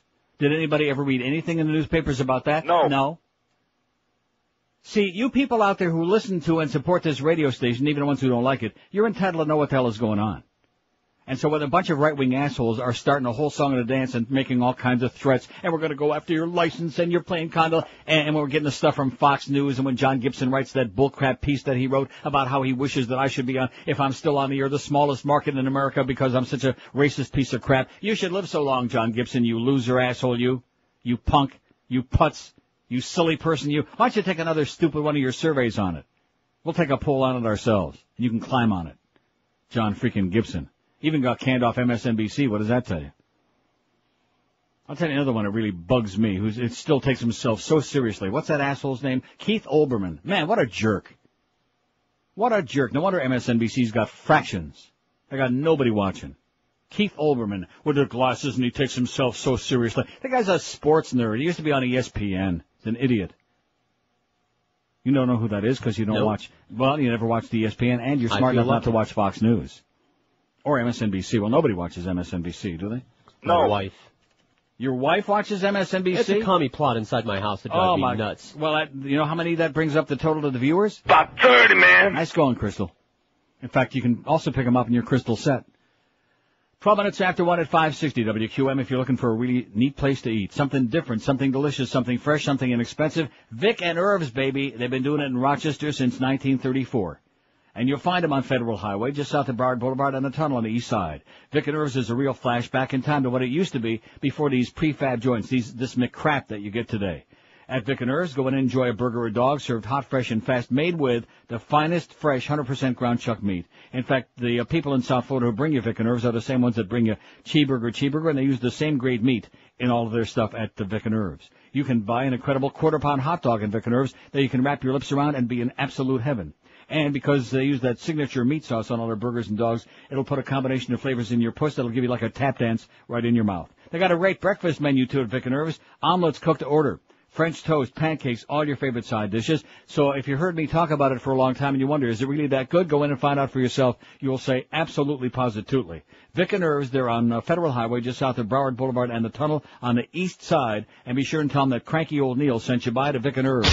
Live and local. This is 560. The radio's all yours now. QAM. Out there and break that f***ing guy's neck. All right. Down through the strip joint, fat and go. You took $1 in the gutter of a tattooed hoe. He said, honey, got money for you. But when you're taking me back into the private room for a hand job, hand job, hand job. That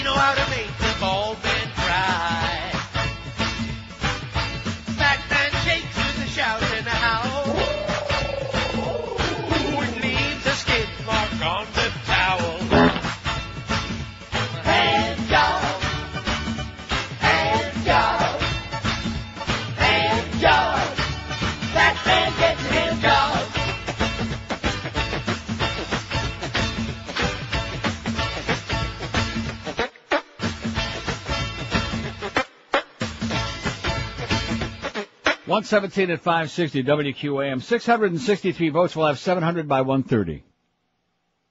I'm impressed. That's incredible. What's your take on the firing of Scott Ferrall? Greg Reed's an asshole, 188. I'm pissed. I love Ferrall, 141. I don't care. I never listened to him, 98. No great loss, 64. The radio business blows, 51. He had it coming. He was over the top, 47. His voice nearly killed me, 36. I hated him anyway, 28. And Neil is much more vulgar, only 10. 10 out of almost 700. Stuttering Gil in Homestead says, I'm so happy to see your station is finally realizing that there are people in Homestead. I was able to meet McGill and see your station van on the corner of 304th and US 1. Would like to invite all of Homestead to that location for a chance to win a gift. Now, what does that mean? What is the gift? The gift of love. It says McGill to keep it up and the good work. Yeah, Stuttering Gil in Homestead. I think he's stuttering on it. So how much we got? 140 or something? 120? We got something. I bet you we do over 200 down there. It's not too good. 5670560, pound 560 on the AT&T and Verizon wireless line. WQAM. Neil. Yes, sir. All right. Just about to come on radio here real fast. Go right ahead. Righty. Yeah, I just wanted to make a point about the song parodies, especially you were talking in the 10 o'clock hour about the Condoleezza song and the Right. rationale. You know, I think that people forget that it's not just a matter of playing, joke songs to make fun of people. I mean, to make fun of themselves. It's satire. It's to make a point. Exactly. It's satire to make people think about what these people are doing. That's not about the fact that they're, they look funny or that they act funny or talk funny. It's what they're doing. It's to make you think and to look a little bit deeper into some of the actions, into the fact that, for example, Condoleezza Rice is unqualified for her job. That she really did. It is nothing but a Chevron shill. That's correct. Exactly. So I mean, people should not get bent out of shape about the fact that you either play or don't play. And in fact, I think that the censored version makes the point even stronger. If you know what I'm saying. Right. Anyway, I just wanted to make that point and to wish you a great weekend. You too. Thanks. Thanks, Neil. Here's one that says, George, I know you were on vacation, but did you catch the South Park episode about old people driving? Best ever. You should see The scene it. where the grandpa was driving the kids in cars were literally flying behind him. One of the funniest things I've seen in ages. Also, the scene where the whole town panics because all the old people are going to be on the road at the same time was hilarious, says Gary. P.S. When Neil was doing the poll yesterday about who should replace Ferrall, I sent in a suggestion for the Spick and Sud show, but Neil thought it was the Rick and Sud show and blew it off. They were saying to put you on there, but you're not going to be doing 8 to 10. No, thank you. I really like the Friday shows with you and Suds. That guy's just too funny not to be on the air. It says, besides, Rick is just an obnoxious butthead. Suds was always the heart of that show, in my opinion, says Gary. Amen, Gary. Oh, no. You see that? He slipped. He finally admitted he hated Rick like poison. No, I'm just agreeing with Gary. You just got through saying you hated him like poison. I heard it. Poison. WQAM. Yeah, Neil, please. Speaking. Hey, how you doing? Pretty good. I just wanted to say about the Spanish radios, those disc jockeys. Yeah. They say, you wouldn't believe how many bad words they say. We know it. Sure. This is George. This ain't Neil. No, it's not George. George is in the other room mumbling. There he is. See, he's mumbling. All right, sir. Take care. And, Have a great weekend, amigo. Maricón. Hasta que, maricón, see you. Maricón and cheese. Oh, and speaking of that, speaking of what he was just talking about, Greek TV station fined $116,000 for showing two men kissing. Get out. No. Okay. A private Greek TV station has been fined $116,000 for broadcasting a scene of two men kissing, report said. I thought they invented it. The action brought strong criticism from media commentators. Mega Television was fined by the independent licensing body, the National Radio and Television Council, for the October 6th scene showing two male actors kissing in the weekly drama Close Your Eyes. The council, usually tolerant of the frequent nudity and sexual content of Greek TV, described the scene as vulgar and unacceptable. TV critic Poppy Diamandakou called the decision hypocritical. Or is that Poppy? Hi, Poppy. The council tells us that it's okay to be tolerant, but we shouldn't go too far, she wrote in the daily Tinia newspaper. Greek TV stations repeatedly show clips of Madonna kissing Britney Spears during the MTV Video Music Awards in August without facing any penalties. But, see, it's okay for women to kiss on the lips, but men, no way, Jose. They're trying to tell you that. Yeah. Aren't those Greek boys playing, boys and girls, on those dishes? Yeah, it's just playing. Yeah, it's just children playing. I don't see any girls. Let's see. Michael Moore will be on C-SPAN's Book Notes, hosted by Brian Lamb this Sunday at 11 p.m. They'll be talking about Dude, Where's My Country? Must reading, by the way, everybody. Must reading. It's a very good show if the author or topic is interesting. A good 1 hour depth interview minus annoying ass licking. Lamb interviewed James Bovard of Lost Rights a couple of weeks ago, and although he looks a little kooky, he's a smart guy. Bovard, that is, not Lamb, who's Mr. Whitebread. Yeah, I know who that is. Congress may decrease funding to White House anti-drug ad campaign. Well, that's good news. Excellent. Detroit Medical Marijuana Initiative likely to appear on the 2004 ballot. Now we're talking little tiny baby steps as we attempt to emancipate ourselves from this creeping, growing, ugly, nasty fascism.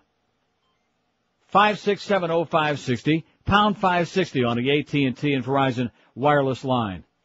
681. We might not make 700 by 1:30. Yeah, you will. 681. WQAM, hello.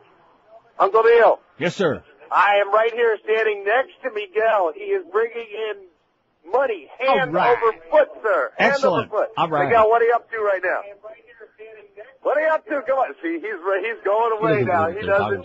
I'm standing right here next to him. He's walking away across the parking lot. Come back here, young man, and talk to your daddy.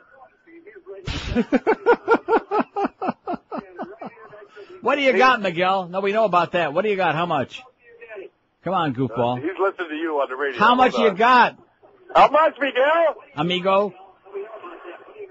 You silly ass spick, how much you got? He's counting. He's pulling out a big knot. He's pulling it out. He's working it. Yeah, We got two. We got 200? We got two. Okay, keep working on it, man. He's working on it. Okay. 200. Well, still not too good. If I would have promoted it earlier, it's my bad. Schmidt canned it. I tossed it out because I thought it was the thing from yesterday. I didn't realize nobody had bothered telling me they were doing some stuff today. Nobody told me. Well, they didn't tell me. But anyway, whatever we get, we'll get. Oh, here, no, see my do nothing lawyer. Now, see, sending a letter back here to Wacky Jackie. It's a request we cannot honor. It's not a request we can honor. Made you a public figure. What do you mean? This situation has made him a public figure. He's been a public figure in this market for 20 freaking years, Norma. Will you get with it?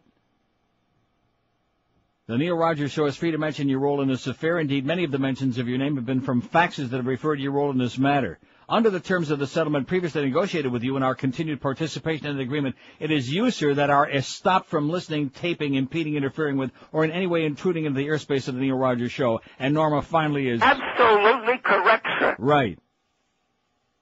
See, this is the way it goes, and it's gone on for a very long time.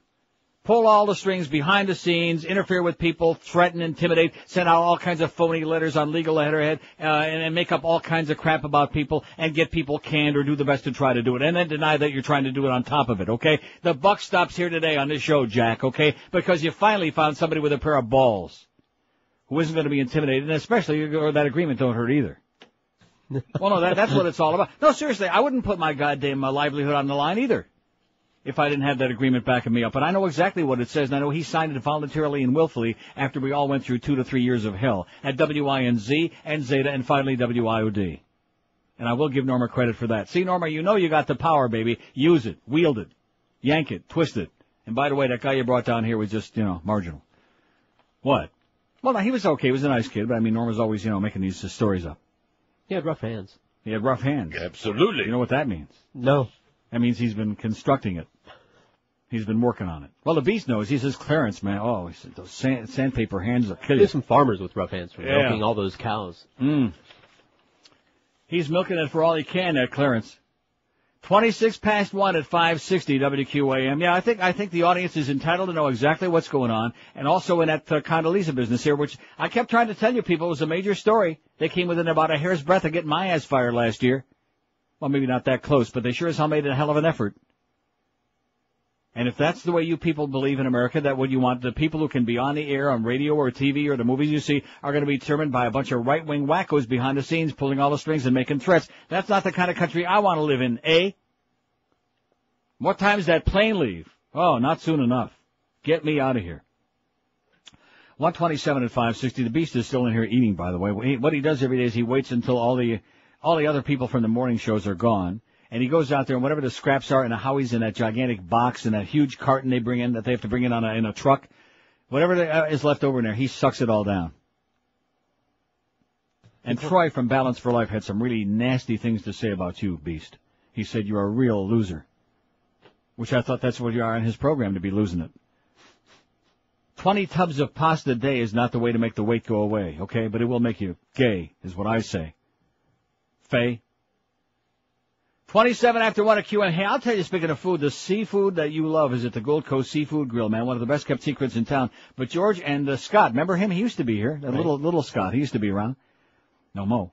But anyway, the Gold Coast Seafood Grill, they brought in food for these guys, and he told me, George went out at great lengths. He said it was some of the best stuff I've had in ages. Yes, it was. And more and more people are discovering because they're getting great response, which we all love hearing. The Gold Coast Seafood Grill just celebrated their 1-year anniversary and got 3.5 stars from the Sun Sentinel Showtime Dining Review. The Gold Coast Seafood Grill's got lots of great things on that menu that you'll just go nuts over, like the mango plum salmon, the almond-crusted mahi-mahi, the orange honey-glazed sea bass, and the crab and shrimp-stuffed trout. There's a great bar atmosphere in the restaurant with an extensive line of martini lists, big, gigantic martinis. You could almost take a bath in them. During happy hour, only $5.50 from 4 to 7 p.m., 7 days a week. The Gold Coast Seafood Grill, you'll find it in Coral Springs, 2752 North University Drive, inside the beautiful Walk Shopping Center. For reservations or more information, call 954-255-FISH. You can dine inside or outside, and large parties and private functions are welcome too. Experience the best-kept secret in lunch and dinner dining, the Gold Coast Seafood Grill in Coral Springs at 2752 North University Drive, inside the prestigious Walk Shopping Center. Don't forget, you'll always find fantastic seafood, unbeatable prices at the Gold Coast Seafood Grill. We're Sports Radio 560 QAM. If anybody has opinions dissenting from our way, we'll place your name into the system as enemy of the state. Don't even bother to question, just follow und obey. Everybody's turning fascist, fascist USA. In the act of patriotism, we're watching all of you. Everyone's under suspicion, so that's what you do. We've got information on all you mindless fools in Bush fatherland nation, fascist USA. You gotta hate those Jews and Clinton liberals too. Believe everything we tell you on the state-run news. Blood war and for cornbread, fill up your Escalade. A Reuben Cheney Bush menu, fascist USA. We don't mind to see our jobs go, a bad economy's good. We're fascinated by J-Lo, don't read no stupid books. All now are embracing the Pax American way. Everybody's turning fascist. Fascist USA. Look at that. There's Ted Kennedy, who lost a lot of weight, I think. Look at him. Oh, and that's the end of his comment. 20, what? Well, that's not good timing. 26 before 2 at 560 WQAM. Didn't he look like he lost some weight? Absolutely. To me, like an ounce or two. Oh, the IOC okays transsexual athletes in the Olympics. Whoa, that's a relief. Athletes who've undergone sex change operations will be eligible to compete in the Olympics for the first time under new rules being finalized by the IOC. The International Olympic Committee convened a meeting in Sweden, of all places. Well, why the hell not there? Last month of medical experts in the field and will announce its policy in the next few weeks. We have no discrimination, IOC Medical Director Patrick Shamash told the AP yesterday. The IOC will respect human rights. Details are still being worked out, but Shamash said transsexual athletes will be eligible for the Olympics once they pass a certain amount of time after sex change surgery. Will the real men please stand up? Isn't that what they say here usually in the morning? All the time. Most of our middle-level management people stay seated. 5670560, pound 560 on the AT&T. Absolutely. And Verizon Wireless line. We're doing screenless. 705 votes, by the way. We did go 701 by 1:30. How you like that? I knew it. No, you didn't. What's your take on the firing of Scott Ferrall? That's our poll question today. And let me say it again. I'm glad that we were able to, through the faxes and whatever, to, like, paint a better picture of it. And I will say this, because you can talk about the Greg factor and how he screwed up the morning show and about how Ferrell's over the top, which he is, and out of control, and yada yada. But it is true that were it not for the constant haranguing of one individual, that none of this would have ever happened. Right. We'd still be rolling along, singing our song with the big bucks. People out there would be happy. If they want to listen, they could. If they want to tune it out, they could. See, that's what it's all about, Jack. It's all about freedom of choice, freedom of what you want to listen to. If you don't like it, don't listen to it. There's 80s and other stations on there. Turn on Mr. Ego there and let him lick your cheeks, okay? Same old tired baloney. 707. And the most amazing part of all of this, Scott Ferrall ain't even a fag. That's pretty amazing, huh? I mean, first there's me, and then there's Janet Reno, who's allegedly a dyke, and this and that. And I believe it. But nevertheless, I'll tell you what, Luther Campbell, he's no fag. No, I saw those videos. Yeah. 707 votes. What's your take on the firing of Scott Ferrall? Greg Reed's an asshole, 195. And by the way, he came in here, admitted to that. He said, yes, I am an asshole. I said, well, you won't get no argument here. I'm pissed. I love Ferrall, 157. I don't care. I never listened to him, 101. No great loss, 72. The radio business blows, 53. It blows. He had it coming. It was over the top, 50. His voice nearly killed me, 39. I hated him anyway, 30. How many people said I hated him anyway? About 30, man. And Neil is much more vulgar, 10. Out of 707, only 10, 1.4%. But that's, like I said, I heard that a couple of times on the station from callers who were trying to, like, draw a parallel. And then, of course, also Mo this morning, who's, like, again, trying to throw darts in my direction. Throw them all you want, Mo, okay? Throw them all you want. Although I understand that you're the catcher in the family. 5670560. And, of course, as they say at the deli, they call him the old catcher on the rye. WQAM. Hey. Yes, sir. How can you get the Paris Hilton video on the Internet? You know how to bring it up? The what video? Paris Hilton, the porno. You do a search, like I did, and look for places that have forums where people share files with other people as opposed to websites that want to offer it to you for money. And just put in Paris Hilton video or see Paris Hilton video. And it took me about a half hour of searching through different sites, but I found it. Okay. Okay. Thanks a lot, Joe. Have a good time. Bye-bye. I don't even know what you're talking about. The Paris Hilton sex video. I got it in my pocket. Of what? Of her having sex with Shannon Doherty's ex-husband. Of who? Paris Hilton.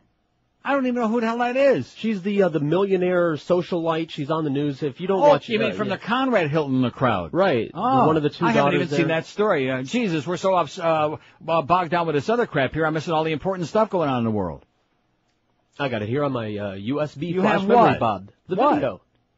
You have the video on that little thing? I do. A lot of things on this little thing. Oh, my God. George has got that Paris Hilton video on his little thing. I can't believe it. Oh, put it away. 5670560, pound 560 on the AT&T and Verizon wireless line. Boy, am I sure glad I came back here this week. No. Oh, man. Who needed this place? Anybody wonders, well, how come Neil ain't spending more time in South Florida? Well, this week is a real good example for you. WQAM. Yes, how you doing? I'm doing pretty good. This is for George. George, Yeah. you're una mama pinga, George. He wishes. Oh, I knew your fan club would come out of hiding pretty My soon. fag club? Your fag club's been holding back, but they've coming out. WQAM. Hey, Neil. Yes, sir. Hey, you guys still down in Homestead? Yeah, we're still down there till 2 o'clock. Hey, this is Joe Zagacki. Oh. See, the reason we didn't know we know it wasn't Joe is because he didn't say it right. It's supposed to say. Oh my! Oh my! Oh my! Oh my! Oh my! Oh my! Oh my! Oh my! WQAM, hello. What was that? I'm F. It was I another, can't say it in English. It was another one of your people, but way in the background. I couldn't hear what they said. One of your people. No, not one of mine. Fag. WQAM. Hey, Neil. No, one of yours. They're all fags. Yes, sir. How you doing? Pretty good. I was curious. How long do you think it'll be before Rush blooms back up to 400 pounds now that he's off the OxyContin? About a week. He ain't off nothing. You really believe he's off it? No. They say like 1 out of every 50,000 people actually succeed in those places. And especially you think in 5 weeks after he was taking like 30,000 pills a month or whatever the hell it was, you think he's really dried out? No, he's going to bloom back up. And I think it'll be a month before he's back on it and then apologize to everybody. Yeah, he'll be back, apologize. Maybe it'll go on for another 10, 20 years. Yeah, and do you think on Monday he's going to have the guts to take calls that aren't, people just hitting. They're going to screen him so heavily they'll probably have armed guards. Not like they usually do. No, you have to screen him even more heavily. They'll probably have people with Uzis standing at your door when you make a call. Good luck to you, Pally. All right, thanks. Ditto, ditto. Rush returns on Monday, and we don't mind promoting it because who the hell gives a crap, Those ditto heads, those idiots who want to buy his right-wing bull crap, his right-wing paranoid crap about how the Clintons, they killed everybody. Didn't they also kill Jesus? I think that's what Mel Gibson said. Live and local. This is Sports Radio 560 QAM. The voice of the Toronto Maple Leafs, and you're listening to the Hockey Authority, Neil God.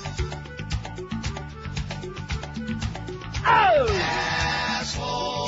Asshole. Yes. That Wayne Huizinga's such an asshole. All right. He yelled at Mandich, that greedy turd, because he wouldn't take a shower with Hank Goldberg. Asshole. H. Wayne Huizinga's such an asshole. He's just like Hitler and Eva Braun. What's that he's pounding on?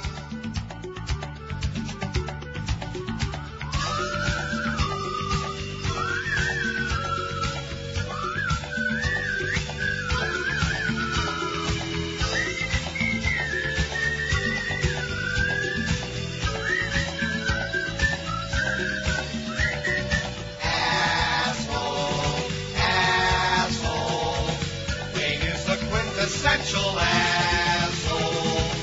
The only thing there is left to say is drop dead right away. It does. They might even count it. Well, in your case, if you vote for Bush, they'll count it twice. 16 till 2. Mad Dog helped us out with a nice check for abandoned pet rescue. He said it's a good cause. He said the Dolphins are going to the dogs, is what he said, and I would agree with that. Oh, do you see how fast he got out of here? He likes that job, man. He loves that job. Hey, listen, I'll see you in a couple of months, Mad Dog. Nice seeing you. I'm out of here. At any rate, good man, and he's just staying 2 to 4. That's the bull. You just got it right out of my mouth, okay? He's staying 2 to 4. So I think that means Joe Rose, don't you? 8 to 10? Sounds good to me. Little dog and a big dog, and yours truly in between, and George once in a while to hear from his big friends. Howdy going? Now, this is a good fact. See, they think that I disagree with this, but I think they got a good point. It says, I think that many of the senators who voted for the war resolution against their true feelings were in the same position as you were in the Condoleezza matter.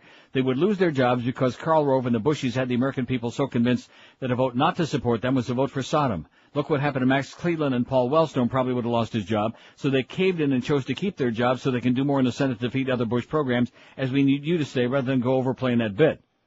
It says, you may not think it's a fair comparison. No, you're wrong. I think it's an excellent comparison. But the right-wingers are taking over our government and brainwashing the true patriotic flag wavers, so Congress can't speak out either. They would have appeared unpatriotic. No, that's a very good point. But that's why I really give high marks to Howard Dean, because he's the one guy who really had the balls in spite of all of that. Of course, he was no longer, he wasn't a member of Congress. He's a former Vermont governor. But nonetheless, Howard Dean had the big pair. 5670560, pound 560 on the AT&T and Verizon wireless line. WQAM. Yeah, hi. I have a question for you. Yes. You're the guy that just broke he did 500 skydives in 24 hours. What about him? Do you guys have any information on that? No. 5670560, pound 560 on the AT&T. What a jerk. What an idiot. What an imbecile. See, we're back to that ripping the callers again, talking about the callers being idiots. Now, you know that guy who called earlier is still listening, and I would like him to analyze that last call and see what he would say. Right? Well, you should have answered his question. No, I think if we asked him what he thought of the last caller, he'd say... He's an asshole. Right, is what that guy would say. Make no mistake about it. If we'd asked Mo if the last guy to call was an asshole, he'd say... Absolutely. See? Even he would agree. A crusty old fart like Mo. So anyway, I think one of the reasons Mad Dog don't want to do 8 to 10 in the morning is he doesn't want to start his day out by seeing the Mo Man every morning by taking a look at that nasty piece of crap.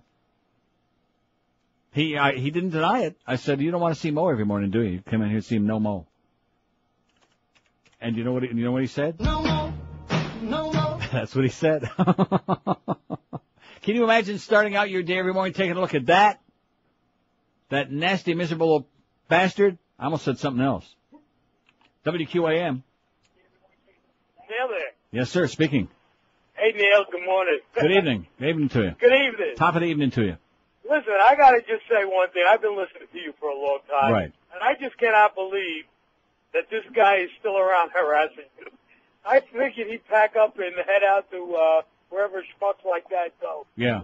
But it's just amazing that, it seemed like 10, 15 years ago this guy was all over you. It's amazing that a brilliant mind like that has nothing better to do than listen to the radio. A brilliant mind like that? Oh, boy. I guess he's listening to the radio. He's a lawyer and all this other stuff. Oh, yeah. You would think he'd have something better to do than listen to the radio all day. You'd think. You'd think. Other than sitting around in his underwear at home, right.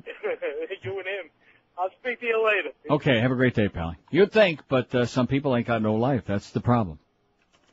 They have no life. In fact, their entire existence is running around with some kind of fantastic vision of saving mankind from itself. I have no life. Another religious wacko. 5670560, pound 560 on the AT&T and Verizon line. WQAM. $21.52. Okay, thank you. Here's the change. Is he feeling the change yet or what? WQAM. Speak to Neil, please. Speaking. Hi, Neil. How are you? Fine, how are you? Great. I can't believe the Crow didn't get any votes on your poll. Crow, as the crow flies, he was, I don't know, I guess we should have probably put him on there, you know? All right, talk to you later. Okay. I got your crowbonics right here, homeboy. Yeah, plus we didn't put him on there because he's on another station now. Ain't he doing the mornings on that 940 with their .0000? I'll take your word for it. I think he is. And I think, what's his name? Clarence is still booking the guest on that morning show over there for his buddy and Wiener. WQAM. Would you like to compare you and Forell, or if you're not afraid? If I'm not afraid? Yeah, let's compare you and Forell. Oh, this sounds like Dennis. It is. It is Crazy Dennis. See what I mean? There you go. There you go. Brings all the wackos out of the woodwork. Crazy Dennis, the professional Catholic. What did I tell you? I haven't lost it still. No, we don't talk to you, okay? We talk to a lot of assholes, but not in your category. You're in a separate category. They have their own show. We don't need your analysis of me and Ferrell or anybody else. I'm not going to sit here and take crap from an idiot like you, okay, schmuck? And by the way, you can go back in the closet now, all right? They cleared the skeletons out for the weekend. 3 to 6. WQAM. QAM, hello. Yes, Neil? Yes, sir. Hello? Yes, sir, speaking. Hey, Neil. Yes. What happened to Ferrall, man? Gone, baby. No mas. What happened to him, though? Fired-ed. He was fired-ed. Why? Because he was too dirty? Too dirty of a mouth? Yeah, too dirty. They so dirty. All right, Neil. Thank you, man. Won't hear him no more. Not on this station anyway.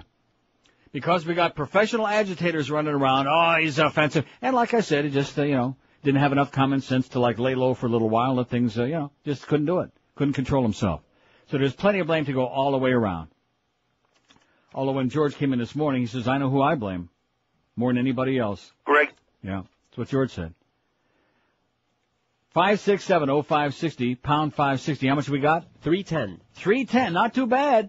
We've got another appearance later, too. Down in Homestead, which I better promote right now, or my girl's going to get all bent out of shape. $310 down there in Homestead. Now, later on this afternoon, the QM van will be at the Walmart Supercenter, 33501 South Dixie Highway, Florida City. Florida City, baby. I bet you we got a lot of listeners down there. 2:30 to 4:30 this afternoon with our best Neil merchandise, and maybe you can give Miguel a little airplane spin while you're at it, too. 9 minutes till 2 at 560 QAM. Live and local. We're Sports Radio 560 QAM. Friday, you bastards.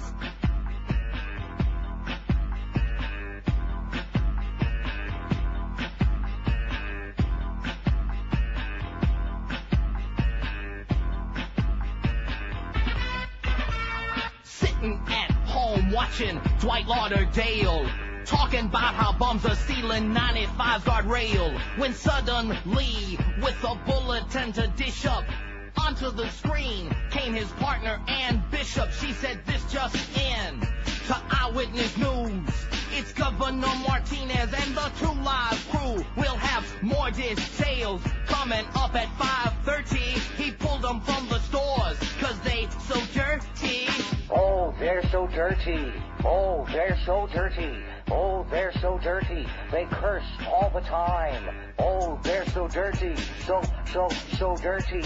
Oh, they're so dirty, they curse all the time. Bob had heard the album, and he was appalled. He said, thank you, Janet Reno. I'm glad that you called. We've got to take a stand against this dirty rhyme. Besides, it's really close to election time. His Broward judge friend said, I will not fail ya. We'll censor any mention of genitalia. They're selling sex to kids going through puberty. The Two Live Crew, yeah, they so dirty. Oh, they're so dirty. Oh, they're so dirty.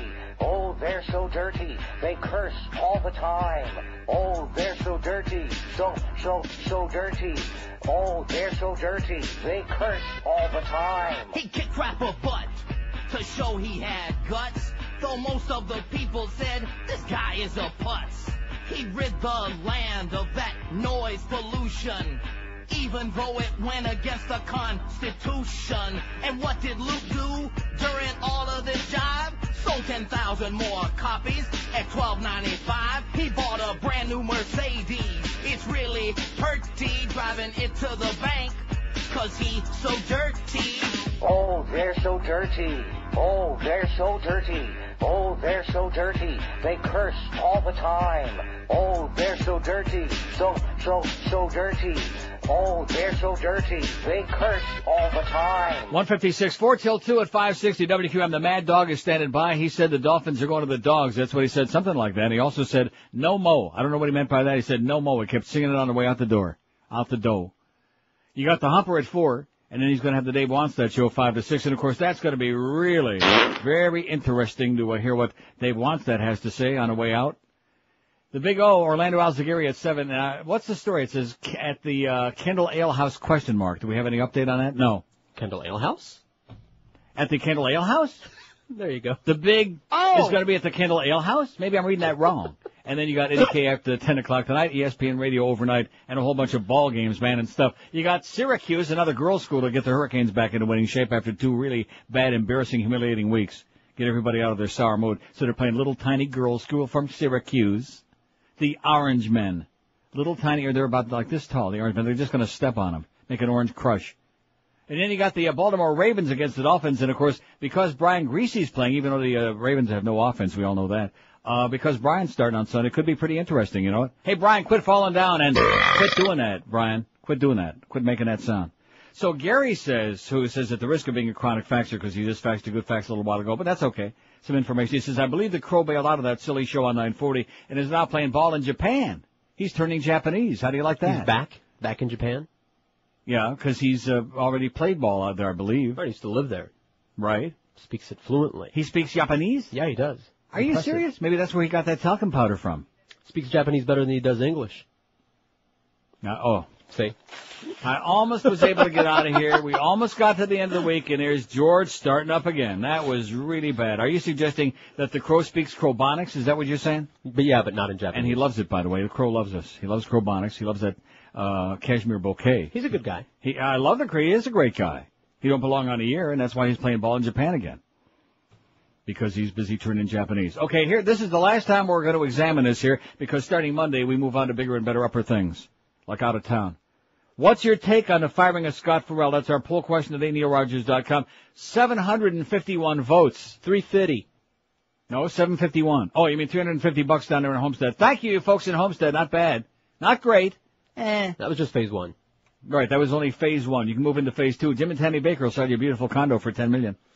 And then Miguel this afternoon, Florida City, Walmart Supercenter, 33501, 33501 South Dixie Highway, 2:30 to 4:30. Bring some cash. 751 votes on Ferrall. What's your take? Greg Reed's an asshole, 206. I'm pissed. I loved Ferrall, 170. I don't care. Never listened to him, 106. No great loss, 77. And by the way, you know, Jack Thompson's been emailing Greg and Norm Kent. I want credit. I want more credit for the getting Ferrall fired. Okay, we'll give you all the credit. Jack Thompson in Moral Gables got Scott Ferrall fired. He wants all the credit. You got it. No great loss, 78. The radio business blows, 56. He had it coming. He's over the top, 56. 56, Q, 56. His voice nearly killed me, 39. I hated him anyway, 30. And Neil is much more vulgar, only 12. Only 12 out of 757 votes said, I'm much more vulgar. I'm much more dirty. How do you like that? Filthy. Disgusting. Vile. Grotesque, old, and out of this joint. Bye, bye, bye. Thank God. The Neil Rogers Show. Thank God. Get me out of here. For Lauderdale. He's got a big heart on. Good for him.